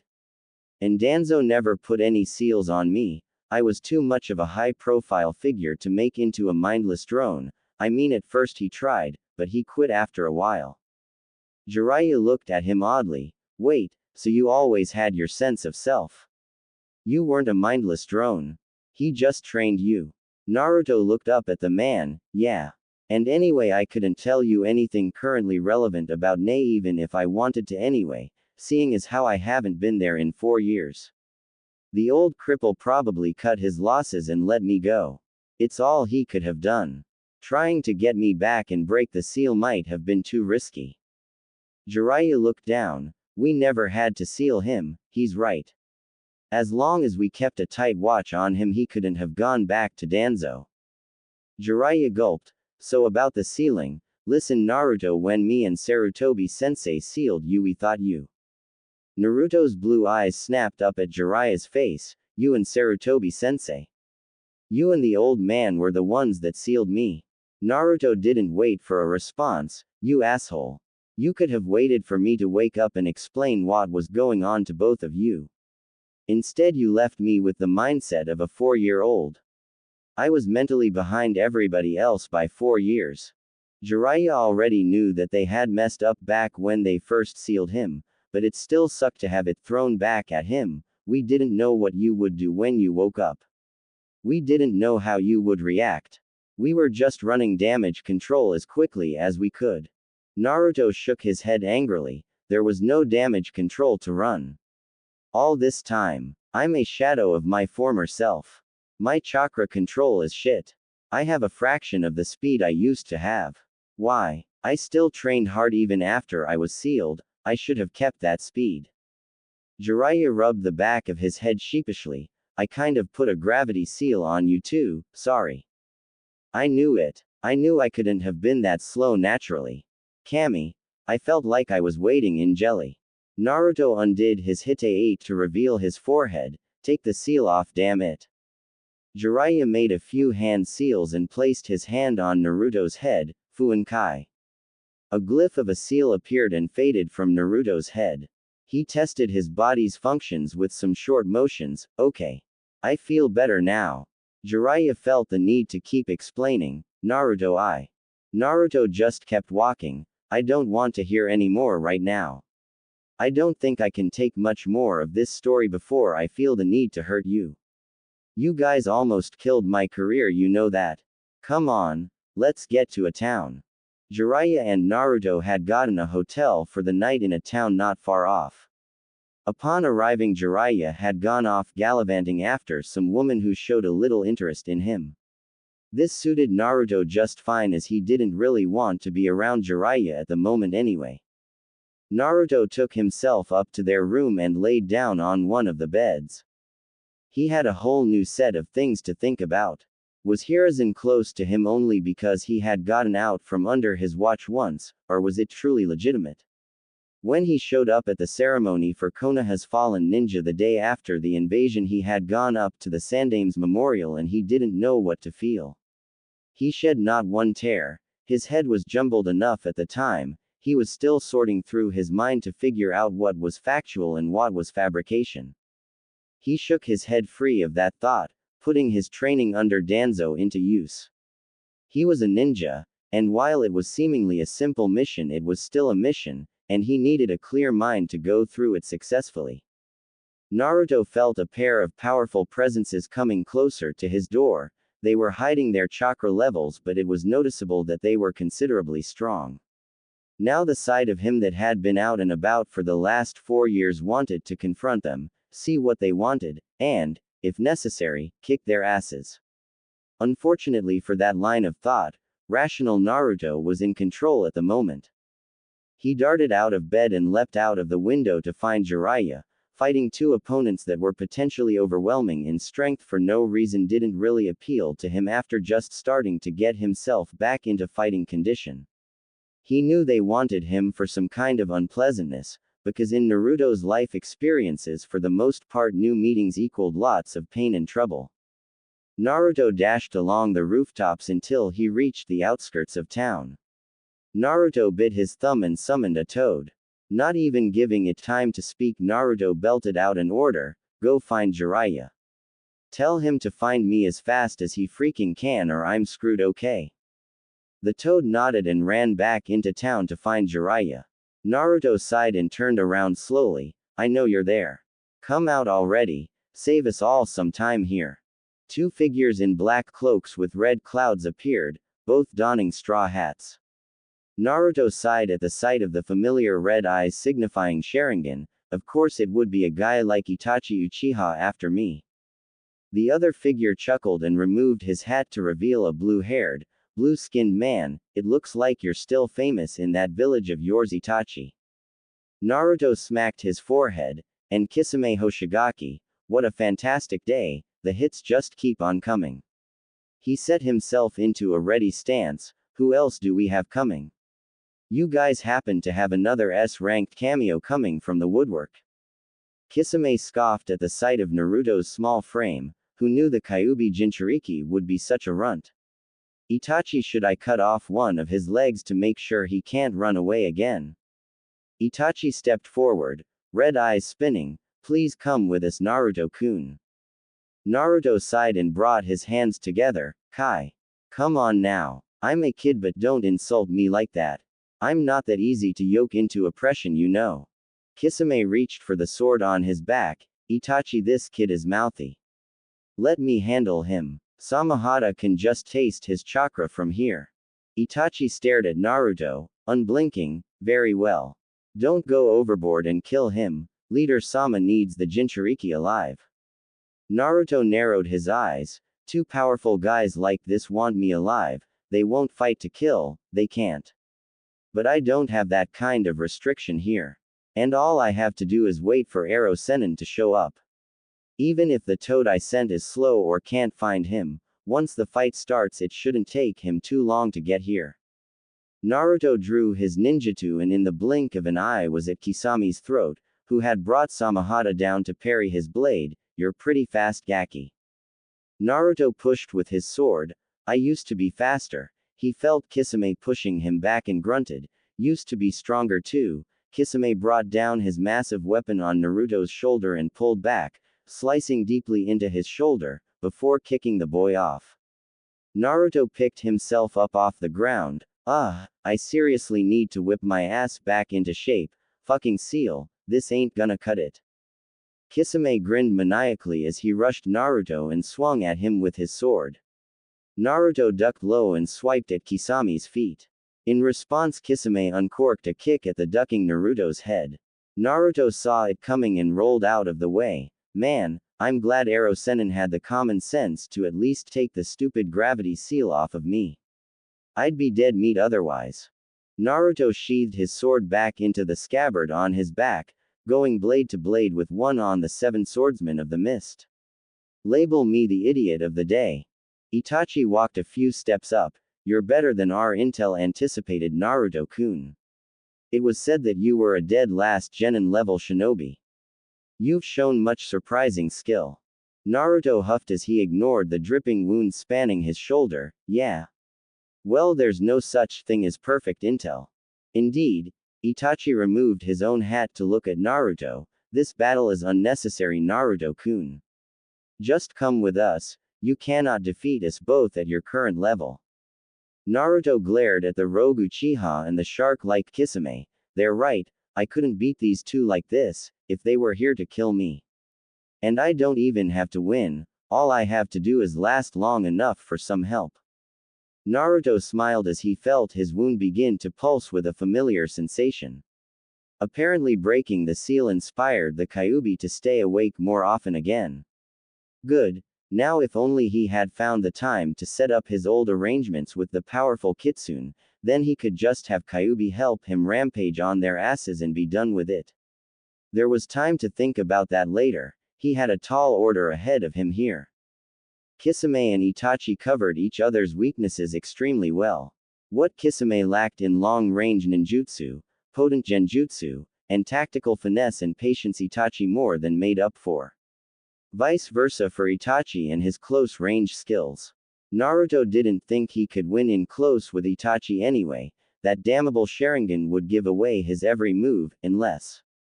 Itachi walked ahead and called Kisame back. Kisame, I would like to test Naruto-kun for a bit. Stay back for a moment. Naruto would have grinned from ear to ear if it wouldn't have looked so suspicious. Itachi and Kisame both think he's weak. Itachi will probably let the genin in close to humor him. That's where he would get his chance. He needed to abandon all logical reason and just flow. The only way to bypass the Sharingan was to simply move faster than the body could adjust to. As if that would work on someone like Itachi. However, if Itachi could anticipate his movements, then what would happen if even Naruto didn't know what he would do next? It would be a pain to try, fighting his own muscle memory and his own instincts just to attempt a new strategy on the fly. Sounds like something his jumpsuit-wearing self would try. But then again, why the fuck not? Even an idiot can come up with some masterful gems of ideas every once in a while, right? Naruto ran in and ducked looking to jump when in range of Itachi, but as he crouched, spontaneous inspiration came to him. Instead of jumping high as he had crouched to do, he tumbled forward and rolled through. This random act got him inside of Itachi's guard. Now what? As he saw Itachi move his arms to react to any action he could take from this point in a split second, Naruto once again listened to the most random thing he could think of. He tilted his head up and spit directly in Itachi Uchiha's face.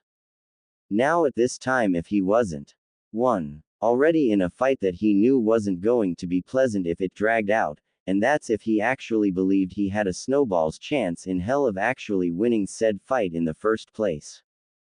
2. Flying by the seat of his pants too fast to take into account what he was actually doing. After all, if he wasn't a bloody mess on the ground yet, that had to count for something, right? And 3. Primarily trained to not show any emotion or feeling in combat against any enemy, even if pressed with insurmountable odds, and Itachi Uchiha was damn insurmountable for a handicapped former NA operative 4 years out of the game. If it weren't for all of that, then he might have had the logical inclination to shit his pants when he saw that loogie make contact right on Itachi's left brow. And it worked too, because from the look on Itachi's face, he damn sure never saw that as a viable option against him in the middle of a fight. Itachi froze in place, giving his diminutive adversary the opportunity to launch a vicious jumping snap kick to the side of his head, sending him flying back to his partner. The combination of seeing a 12-year-old kid spit into Itachi fucking Uchiha's face, and then seeing said kid dropkick Itachi Uchiha back 15 yards left Kisame's jaw quite slacked. Kisame pointed dumbly at Itachi as he watched him rise to his feet. Itachi, you've got a little something, right there. Kisame felt a shiver go down his spine as Itachi sent his Sharingan glare on his as he wiped his dripping brow. You got it. The adrenaline from Naruto's little improv session wore off as he got distance and waited for Itachi's response. Naruto attempted a little denial therapy. Maybe he isn't as pissed as I thought. He's a former Anbu, those guys get bodily fluids on them all the time. A little spit didn't even faze that guy. Itachi turning a downright murderous look at him, spinning Sharingan enhanced of course, perished the thought that he was getting out of this alive without missing some important body parts. Being the highly trained professional he had been raised to be in his formulative years, Naruto prayed to the skies above for even the slightest diversion. Anything that could tear Itachi's attention away from him for even a moment would be a gift from Kami herself. Itachi Uchiha. Naruto turned to find Sasuke standing shortly away, eyes affixed on his older brother. You've told me to live my life with hatred in order to get strong enough to kill you. Well, that day has come. If he wasn't such a highly trained warrior and if he wasn't in the middle of a serious, high-tension situation, Naruto could have broken down and cried in sweet relief. Those two reasons, combined, were the only reasons he didn't. Naruto knew there was no I in team. But sorry Sasuke, someone had to take one for the team today. And on this day, Naruto was more than willing to spell team with an I. Naruto slumped against a tree and sat down as he saw Jiraiya talking to Maida Guy, with Sasuke over his shoulder. Itachi had really done a number on that kid and Naruto knew it was mostly his fault, but defended himself with the fact that Sasuke either didn't notice or didn't care that Itachi was in such a pissy mood. And what kind of genin tries to stay and fight Itachi Uchiha by choice? Itachi looked pissed off when he beat Sasuke too. Naruto called his bad on that. Naruto had gotten his ass saved by Sasuke's assistance, and he knew it. It had given Jiraiya enough time to find him and drive the nuke nin duo off before they could refocus on him. Thank goodness the old sage could back up all of that posturing with skill. Gaki, come over here. Naruto stood and walked over to Jiraiya and Guy. While he was pissed off at Jiraiya, he had to admit, without his timely interference he would have gotten turned into hamburger. Guy gave Naruto a blinding smile as he got close. Yosh Naruto-kun, you have certainly shown yourself to be quite flushed with the power of youth today. Holding off those two like you did. Naruto looked at Guy strangely. Thanks Guy-san. I was useless though. They could have killed me whenever they wanted, they needed me alive. Guy shook his head, smile still in place, and you are alive, are you not? And that means you have another day to get stronger. Another day to prepare yourself and make sure this doesn't happen again. Naruto smiled faintly. You're right.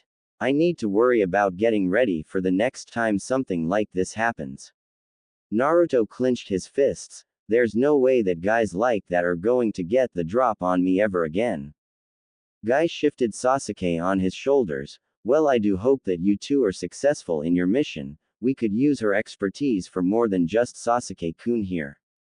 Kakashi got hit as well. Naruto looked at Guy. Kakashi made eye contact. Guy nodded and began reaching for something on his person. Jiraiya grabbed Naruto by his shoulder. We should go, kid. We'll lose the trail if we stay after all of this. Naruto grunted as Jiraiya pulled him away. Later Guy-san. Tell Rock Lee and Tenten I said hi. Guy gave him a thumbs up and a smile in return before turning to blaze a trail back to Konoha. Naruto noticed Jiraiya was hurrying him away. Why are you pulling me so fast, Arrow Sennen? Jiraiya looked down and back out at the road ahead. He was going to give you one of those god-awful jumpsuits, kid. There was no way I was letting you go back to such horrendous clothing after you just started looking decent. Naruto scoffed and slapped Jiraiya's hand off of his shoulder. Don't touch me. You aren't off of the hook yet. You and the old man screwed me over. I'm a joke in Konoha these days because of what you guys did. Itachi and Kisame treated me like a piece of crap back there, and while it helped keep me alive and out of their hands, it was insulting. Naruto grumbled as he stomped down the road. I've got at least 2 S-rank Nukenin after me and I'm a sitting duck if they decide to get serious on me. We seriously need to finish this mission so I can work on getting back up to snuff. Jiraiya shook his head as they traversed the roads. Naruto had calmed down over the course of the next few days. He was still incredibly testy due to still not finding any time to train himself properly. Jiraiya tried to placate him by saying he had proven himself to be far stronger than a genin should be. Naruto countered by blankly stating that he wasn't supposed to be at genin, he was Anbu level at 8. Jiraiya didn't like Naruto fretting over his skill level like this, but then he remembered what he met Naruto doing, infiltrating an unknown country. When he saw Naruto again at the hot springs years later, he was rather underwhelmed.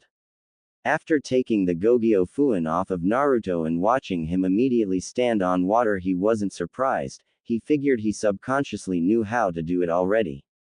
What had been done to him was a damn shame, and he had every right to be angry.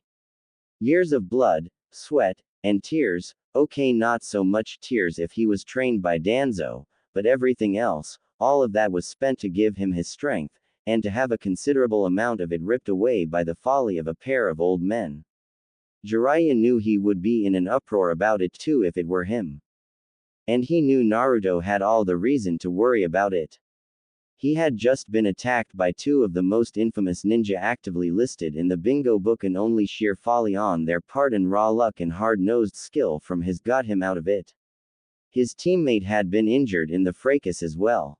Jiraiya looked at the boy who was practicing running through hand signs quickly. Hey kid, don't worry about your teammate, he'll be fine. Naruto stopped working on his hand signs and looked at Jiraiya. Oh, that. Meh. It'll be good for him. A little beating every once in a while builds character. Naruto shrugged when Jiraiya stared in shock at his nonchalant attitude. What? It's how I was trained. Getting your ass kicked makes you really want to avoid getting your ass kicked again, so you do what you can to improve. It's good for him. Huh. Well, yeah, that does make sense. Jiraiya nodded in agreement to Naruto's logic. Alright then, let's go find Tsunade. Naruto almost stumbled. Tsunade. As in your old teammate, best damn medic ninja ever, gambles like shit, Tsunade. Jiraiya chuckled at his description of her. Yeah, that's the one kid.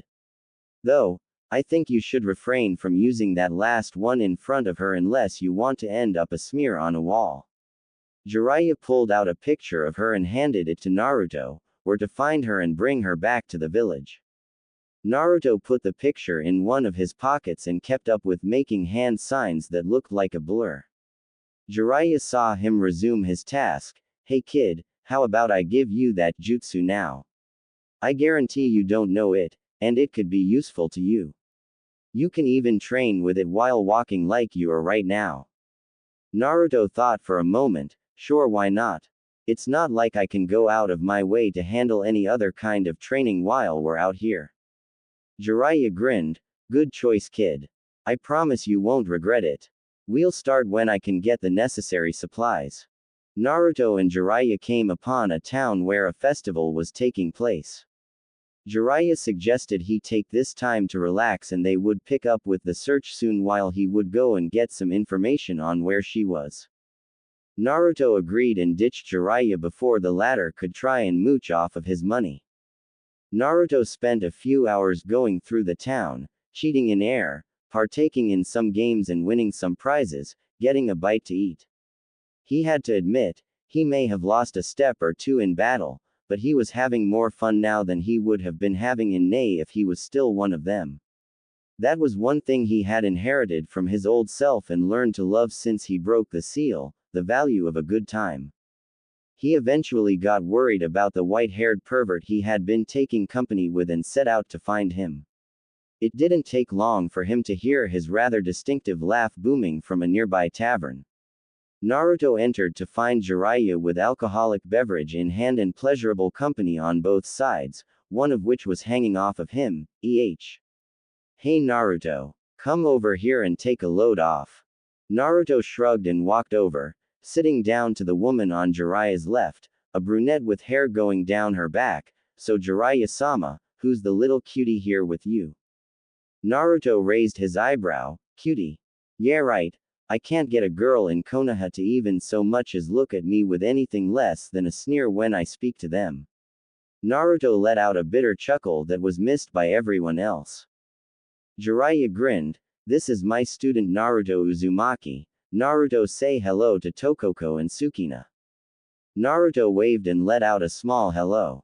Tokoko, the girl he had been sitting next to that wasn't on Jiraiya, leaned on him, wrapping her arms around his neck.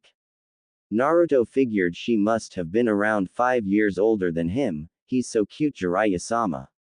He heard the girl let out a gasp as she touched the scar on his face. How did you get something like this? You're so young. Naruto shrugged. Life is hard, it's just a scar. It's nothing important, just a reminder to duck next time. He was a good sport about it as he let her trace the mark over his eye. Naruto and Jiraiya stayed and talked with the women until a few hours after nightfall. Naruto had refrained from drinking the entire time, letting Jiraiya get his fill for now. He knew the man would pay for it in the morning. Naruto waited until Jiraiya was blackout drunk, which took way longer than Naruto figured it should have been. What the hell was his alcohol to blood ratio? Kami. bid goodbye to the women they were with and proceeded to haul Jiraiya out of the bar towards an inn for the night. As he got a certain distance down the road, Jiraiya seemingly got a second wind and rose from Naruto's shoulders. Wow, you are strong, Gaki. That was quite a ways to haul dead weight like me. Naruto looked up at Jiraiya, who had seemingly shrugged off the effects of an entire day's worth of binge drinking. You should be laying face up choking on puke right now. How in the hell are you even standing straight? Jiraiya smirked at the boy as he continued looking for a place to stay. I'm no lightweight kid. Naruto deadpanned a look at him, saying that he didn't drink a lightweight's share, while Tsunade would have dropped hours ago. I'm just that good. I'm surprised you didn't drag me out or call me an old perv or something. Naruto sighed. I'm not adverse to enjoying myself, and those women were hot. Besides, you said we were relaxing today. Even a brainless ceiling asshole like you needs to rest, and that's obviously how you take the edge off, so why should I have interrupted you? Jiraiya chuckled. You sure are different these days, Gaki. I think Tokoko liked you. That damn scar is going to get you all sorts of pity when you get older. Naruto snorted. It's just because she doesn't know who I am. If we were in Konoha, I'd have been shoved to the back burner there, and you know it. Jiraiya hummed in response. Maybe you should get your head off of that pink-haired girl then. There are plenty of other women that won't try to give you brain damage. He expected him to start ranting about how he'd never betray Sakura-chan, or how she was just complicated or something. What Naruto said made him almost fall in the street. Huh, so true. Well, you were the one who did it. Jiraiya looked over at the calm expression on his face. What? Naruto looked at him with a cocked brow, hiding his slight glare. The first thing I thought of her when I had time to think about my team again was, what the hell was my other self smoking to think she was any good for me? My dumbass, childish self was the one that was attracted to her, therefore it's your fault. However, I don't interact with any other girls, my age or otherwise, not before you sealed me, and sure as hell not after. They all got used to the me that was terrible at everything.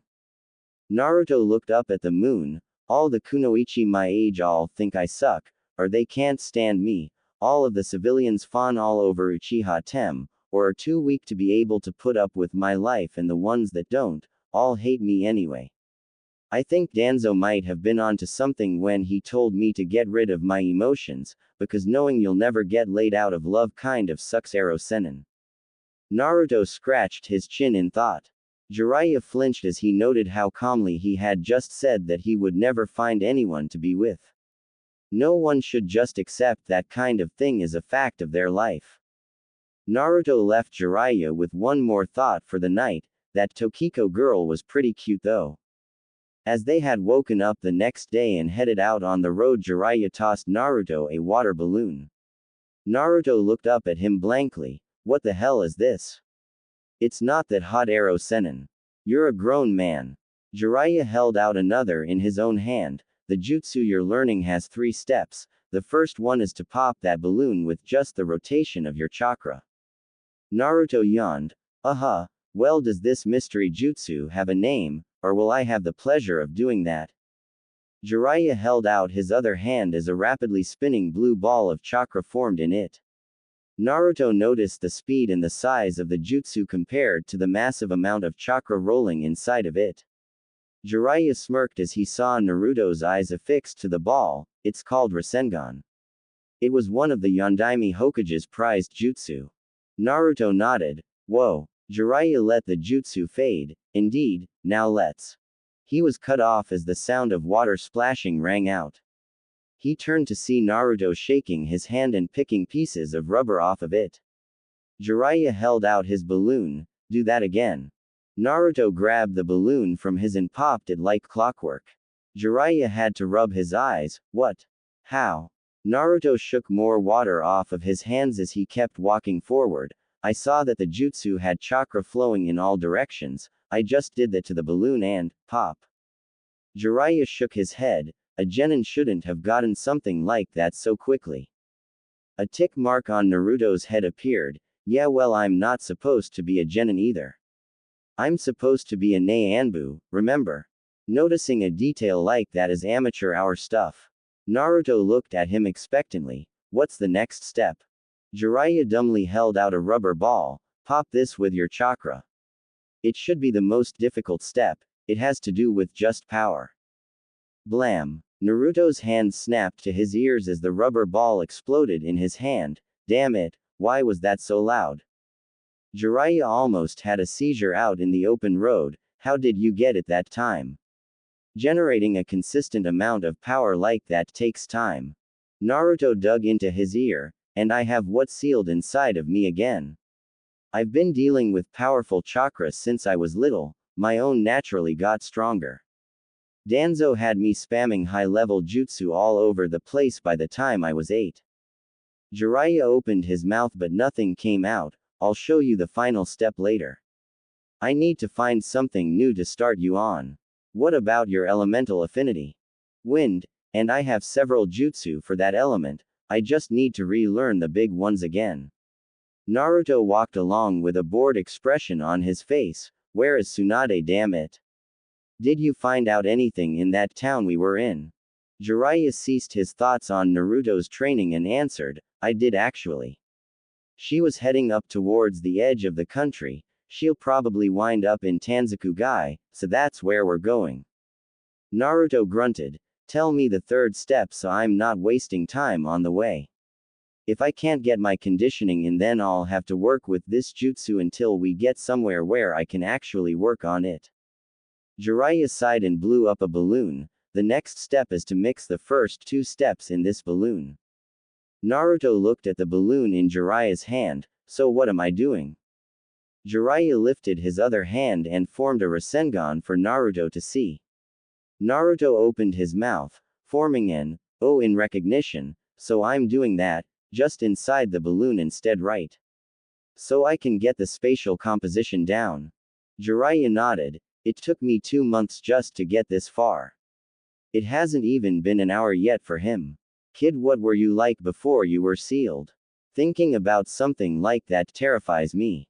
Naruto attempted Jiraiya's instructions. Jiraiya actually breathed a sigh of relief when Naruto's balloon popped. If the kid got Rasengan in 1 day, then he would have had a fit. Naruto received the pack of balloons from Jiraiya and took out another to blow up. Well, it looks like this will keep me busy for a while. XXX. What happened here? Jiraiya and Naruto looked at what used to be the famous castle of Tanzakugai. It was nothing but rubble at this point. Jiraiya and Naruto walked over to the scene and looked around. While Naruto kicked at the rubble under his feet, Jiraiya noticed holes in the wall nearby, a sign of his wayward teammate. Jiraiya jerked Naruto by his arm to lead him away. Come on, kid, we're close, very close. After searching the town all day, they stopped at a tavern for a little meal before retiring for the night. Jiraiya stopped as he walked inside. Tsunade. A blonde woman with a jewel-looking mark on her forehead looked up in shock. Jiraiya. What are you doing here? Jiraiya and Naruto walked over to her table where there was a black-haired woman holding a small pig. Well, we just stopped here for a bite to eat. Imagine meeting you here of all places. Naruto took a seat alongside Jiraiya and looked out at the 2 women. Tsunade, so this is the last of the Sannin. Looks like I've met the full set. Lucky me. Tsunade's eyes drifted over to him. So who's the brat, Jiraiya? Naruto's eye twitched. Yep, lucky, lucky, lucky.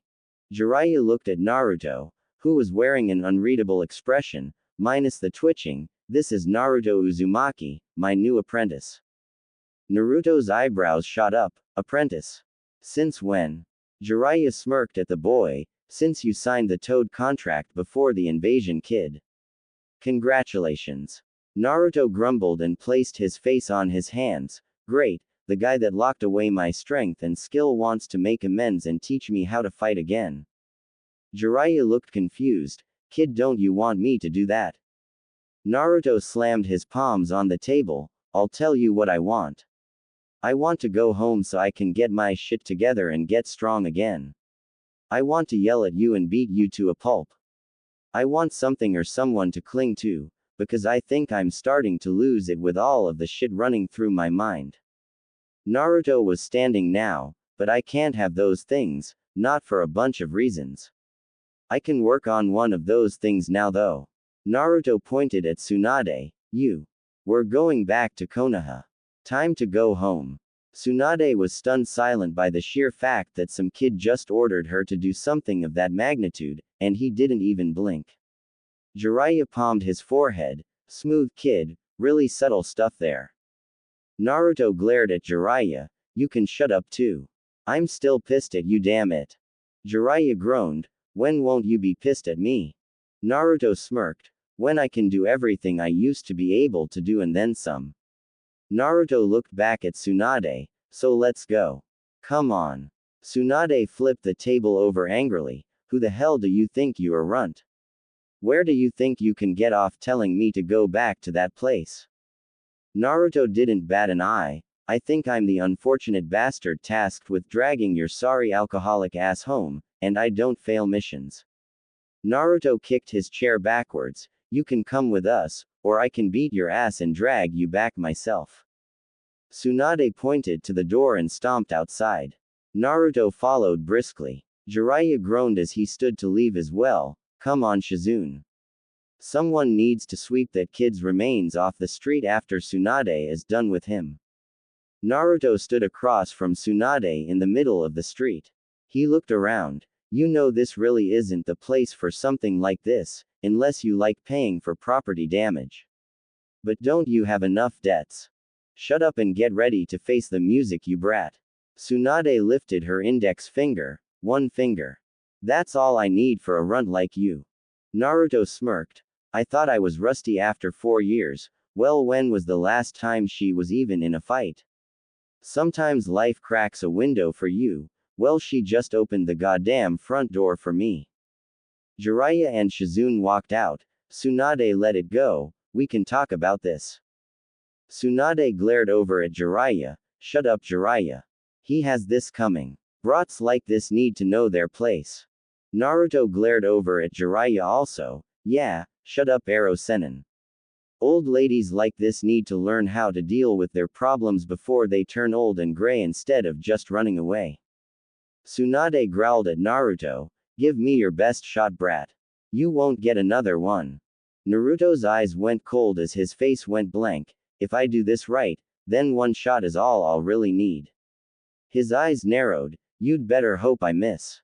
A slight shiver went down Jiraiya's spine as he saw the look in Naruto's eyes. Tsunade.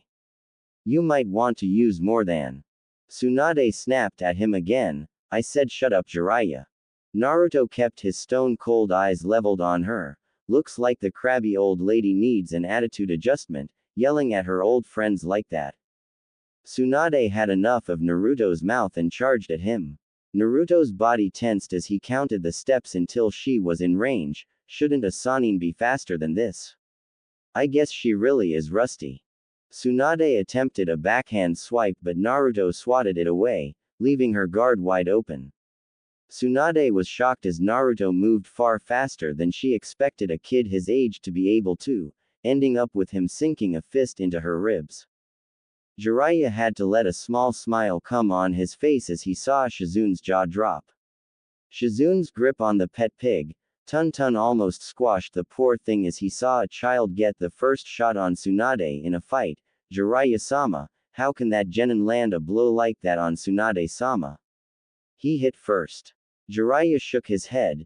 Just because he's a genin doesn't mean he has to fight like a genin, does it?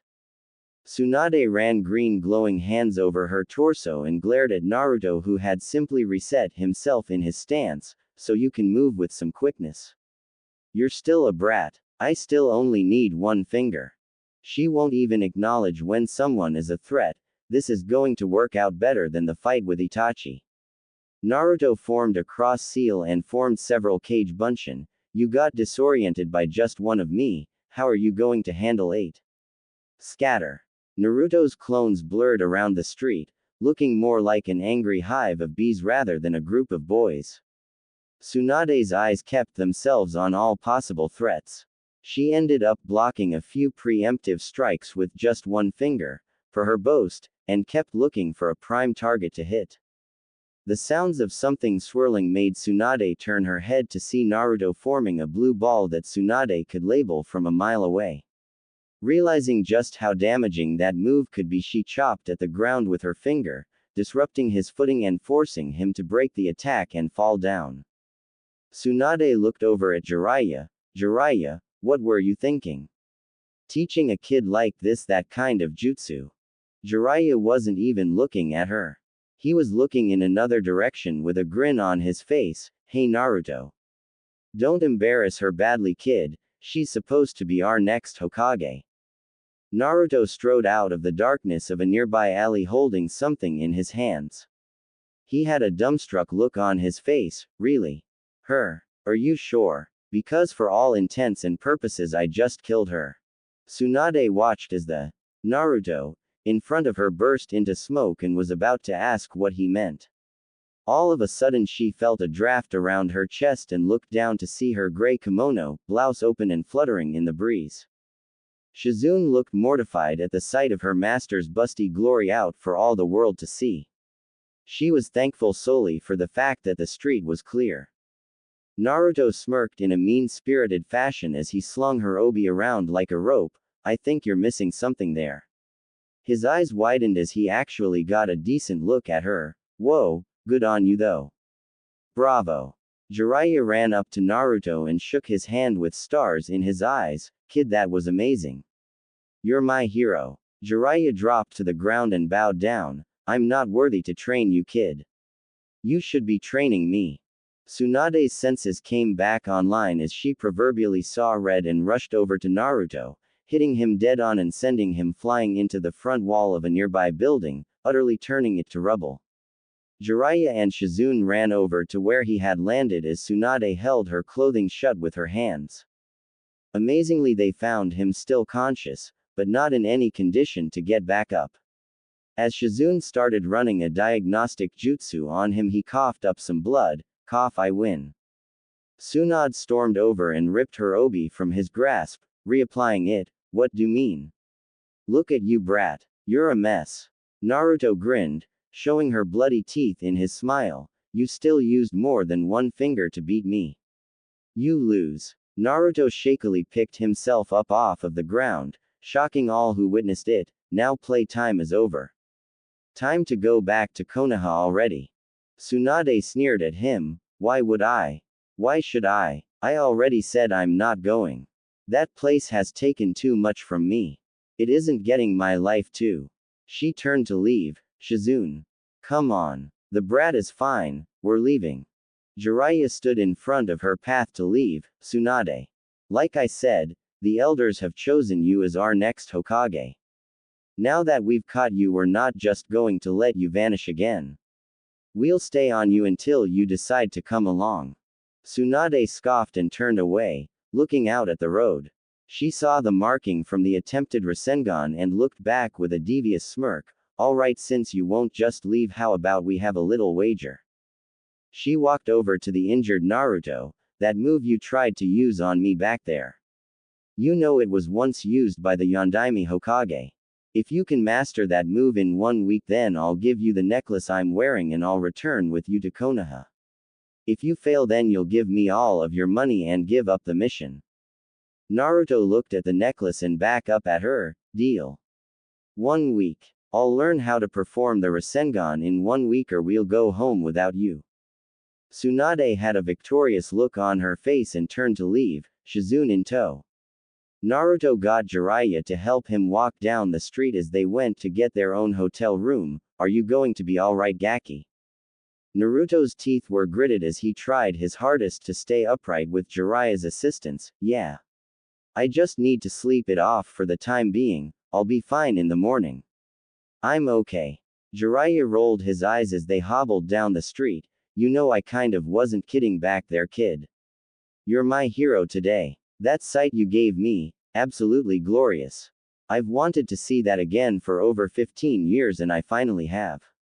The best part, I didn't even get beaten up for it this time. Jiraiya finished with a lecherous grin on his face. Naruto's sweat dropped. That's great arrow, Sennen. Glad I could help, I guess. The next day Naruto was awakened from his deep slumber by a knock at his door. Lumbering over to the door he opened it to find Shizune-san. What is it? She came inside and looked him over, noting the fact that he was shirtless and had scars littering his body. Are you sure you're okay from last night? Tsunade-sama has liquidated men using less force than she used on you. Naruto sat on his bed and stretched. I'm fine, I've had worse. So what do you need? I need to go train for this bet already. Shizune rubbed her arm awkwardly. That's what I want to talk to you about. I don't want you to think of Tsunade-sama as a bad person, she's just bitter. Naruto nodded, because her brother and lover were killed during wartime. I know. Shizune's eyes widened in shock. How do you know that? Naruto shrugged. The guy that trained me made me learn all kinds of stuff about Konoha's famous ninja. Shizune looked at him strangely. The academy in Konoha sure goes over some classified things these days. Naruto chuckled darkly. No, they don't. I didn't learn that in the academy. I learned things of that nature elsewhere. Shizune recovered admirably. Well, if you know that, then you must know that that necklace is cursed. It will kill anyone who wears it other than Tsunade-sama. Naruto stood up and walked towards the door. Well, then I guess I'm next. Because I'm winning this little bet of ours, so tell her to get all of her affairs in order and get ready to go back to Konoha. I'll see you later, Shizune-san. Naruto left Shizune sitting in the room as he left the hotel entirely. Naruto made his way to the outskirts of the town where he found Jiraiya sitting against a tree waiting for him. He had a smirk on his face. Kid, you must have the biggest set on you. You made a bet like that with Tsunade. Naruto smirked at him. Well, I have a week to train my body back up to normal. It won't be even a drop in the bucket to what I need, but free time is free time. Jiraiya looked at him strangely. Kid, you need to work on the Rasengan and win this bet. You can wait to do everything else right now, finish the jutsu and then do everything else. Naruto looked at him mischievously. Oh, you mean this Rasengan? Naruto formed the perfect blue ball in his hand and pushed it against the tree Jiraiya was sitting against, forcing it to explode in a shower of bark and wood chips. Jiraiya looked at him stunned. You finished it? Naruto grinned widely. Deception is just another tool of the game. When I fought her last night, I used it as a distraction. I just needed to get her attention so my clone didn't really focus on the attack. I can do the Rasengan, but showing her that I could last night would have done no good. She would have just made another, impossible, bet that I would have had to actually work at. Jiraiya was still confused. Well, why didn't you just show her last night? Naruto gave him a dry look. Ero Sennen, I was seeing sextuple last night. She gave me a concussion. I still feel my head pounding even today. There was no way I could focus to show her the finished product last night after the bet was made. Naruto stretched out as he prepared to work. I'll just milk this for the week of training I can get in and show her on the last day. I don't have to tell you to watch her, you know she's a flight risk. Jiraiya looked at Naruto seriously. Yeah. There's a good chance Orochimaru is here as well. Naruto stopped stretching to look up at Jiraiya. Really? Well, then that's all the more reason for me to get to work now, isn't it? Jiraiya turned to head back to town with a grin on his face. Damn, brat is going to be stronger than all of us one of these days. Over the course of the next week, Naruto threw himself into training as hard as he could. Regaining intense control of his chakra was his primary concern. He trained in this facet by way of mass kunai balancing. He attempted to reacquaint himself with the movements of swordplay once more, but until he could get in some decent sparring, there was only so much he could remember. He still needed weights to get his speed up, and he figured his strength was alright for now. Not being able to activate his true levels for years did a number on his muscles. Contrary to popular belief, gravity seals aren't really a form of training. The seal weighs you down by connecting to your chakra and manipulating how much you would be able to pump to your muscles, decreasing the greatest amounts that you attempt to generate. Depending on the nature of the seal, it could seal away any percentage of your maximum. The difficulty and obscurity of the seal gave rise to the rumors of it being used as a training method. Jiraiya had been using the seal in combat for decades since he had discovered its uses. When Jiraiya came across a powerful or dangerous ninja that he didn't necessarily want to kill, he would sometimes place the seal on them to make sure they couldn't challenge him again. Most of them, however, never realized this and went the rest of their careers lagging in their physical skills unknowingly until they were later killed in battle. Naruto had to sigh in relief when he realized that Jiraiya had placed something like that on him. Who knows what may have happened if he had kept it on. With dangerous ninja after me and me lacking the ability to get faster or stronger, I would have been a dead man.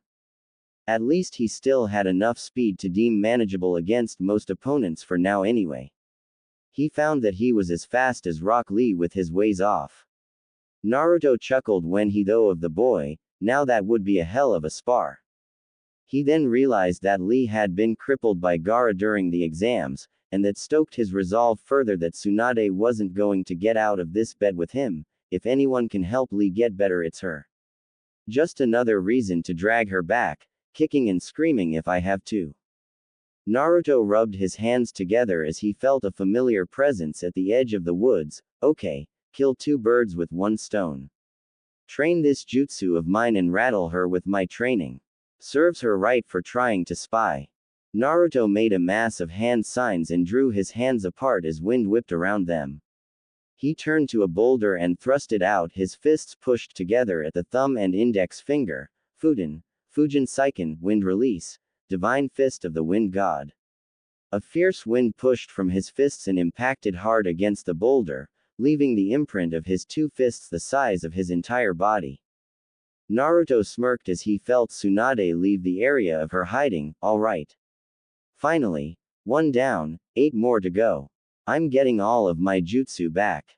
Just wait till I bust out the big ones. Jutsu list. Fujin Seiken, wind release. Divine fist of the wind god, B rank ninjutsu. Mid to close range. Forces the user to direct wind chakra around their hands in the blunt shape of their fist and thrust it out at their target. The impact is equal to the amount of chakra pumped into the attack. However, the control must be adequate in order to use the jutsu at such a high level. Violent backlash can occur if the control over the amount of chakra is not satisfactory. Theoretically, the attack can be used to crush an opponent into paste against a solid surface, or can throw an enemy an unmeasurable distance with blunt force trauma.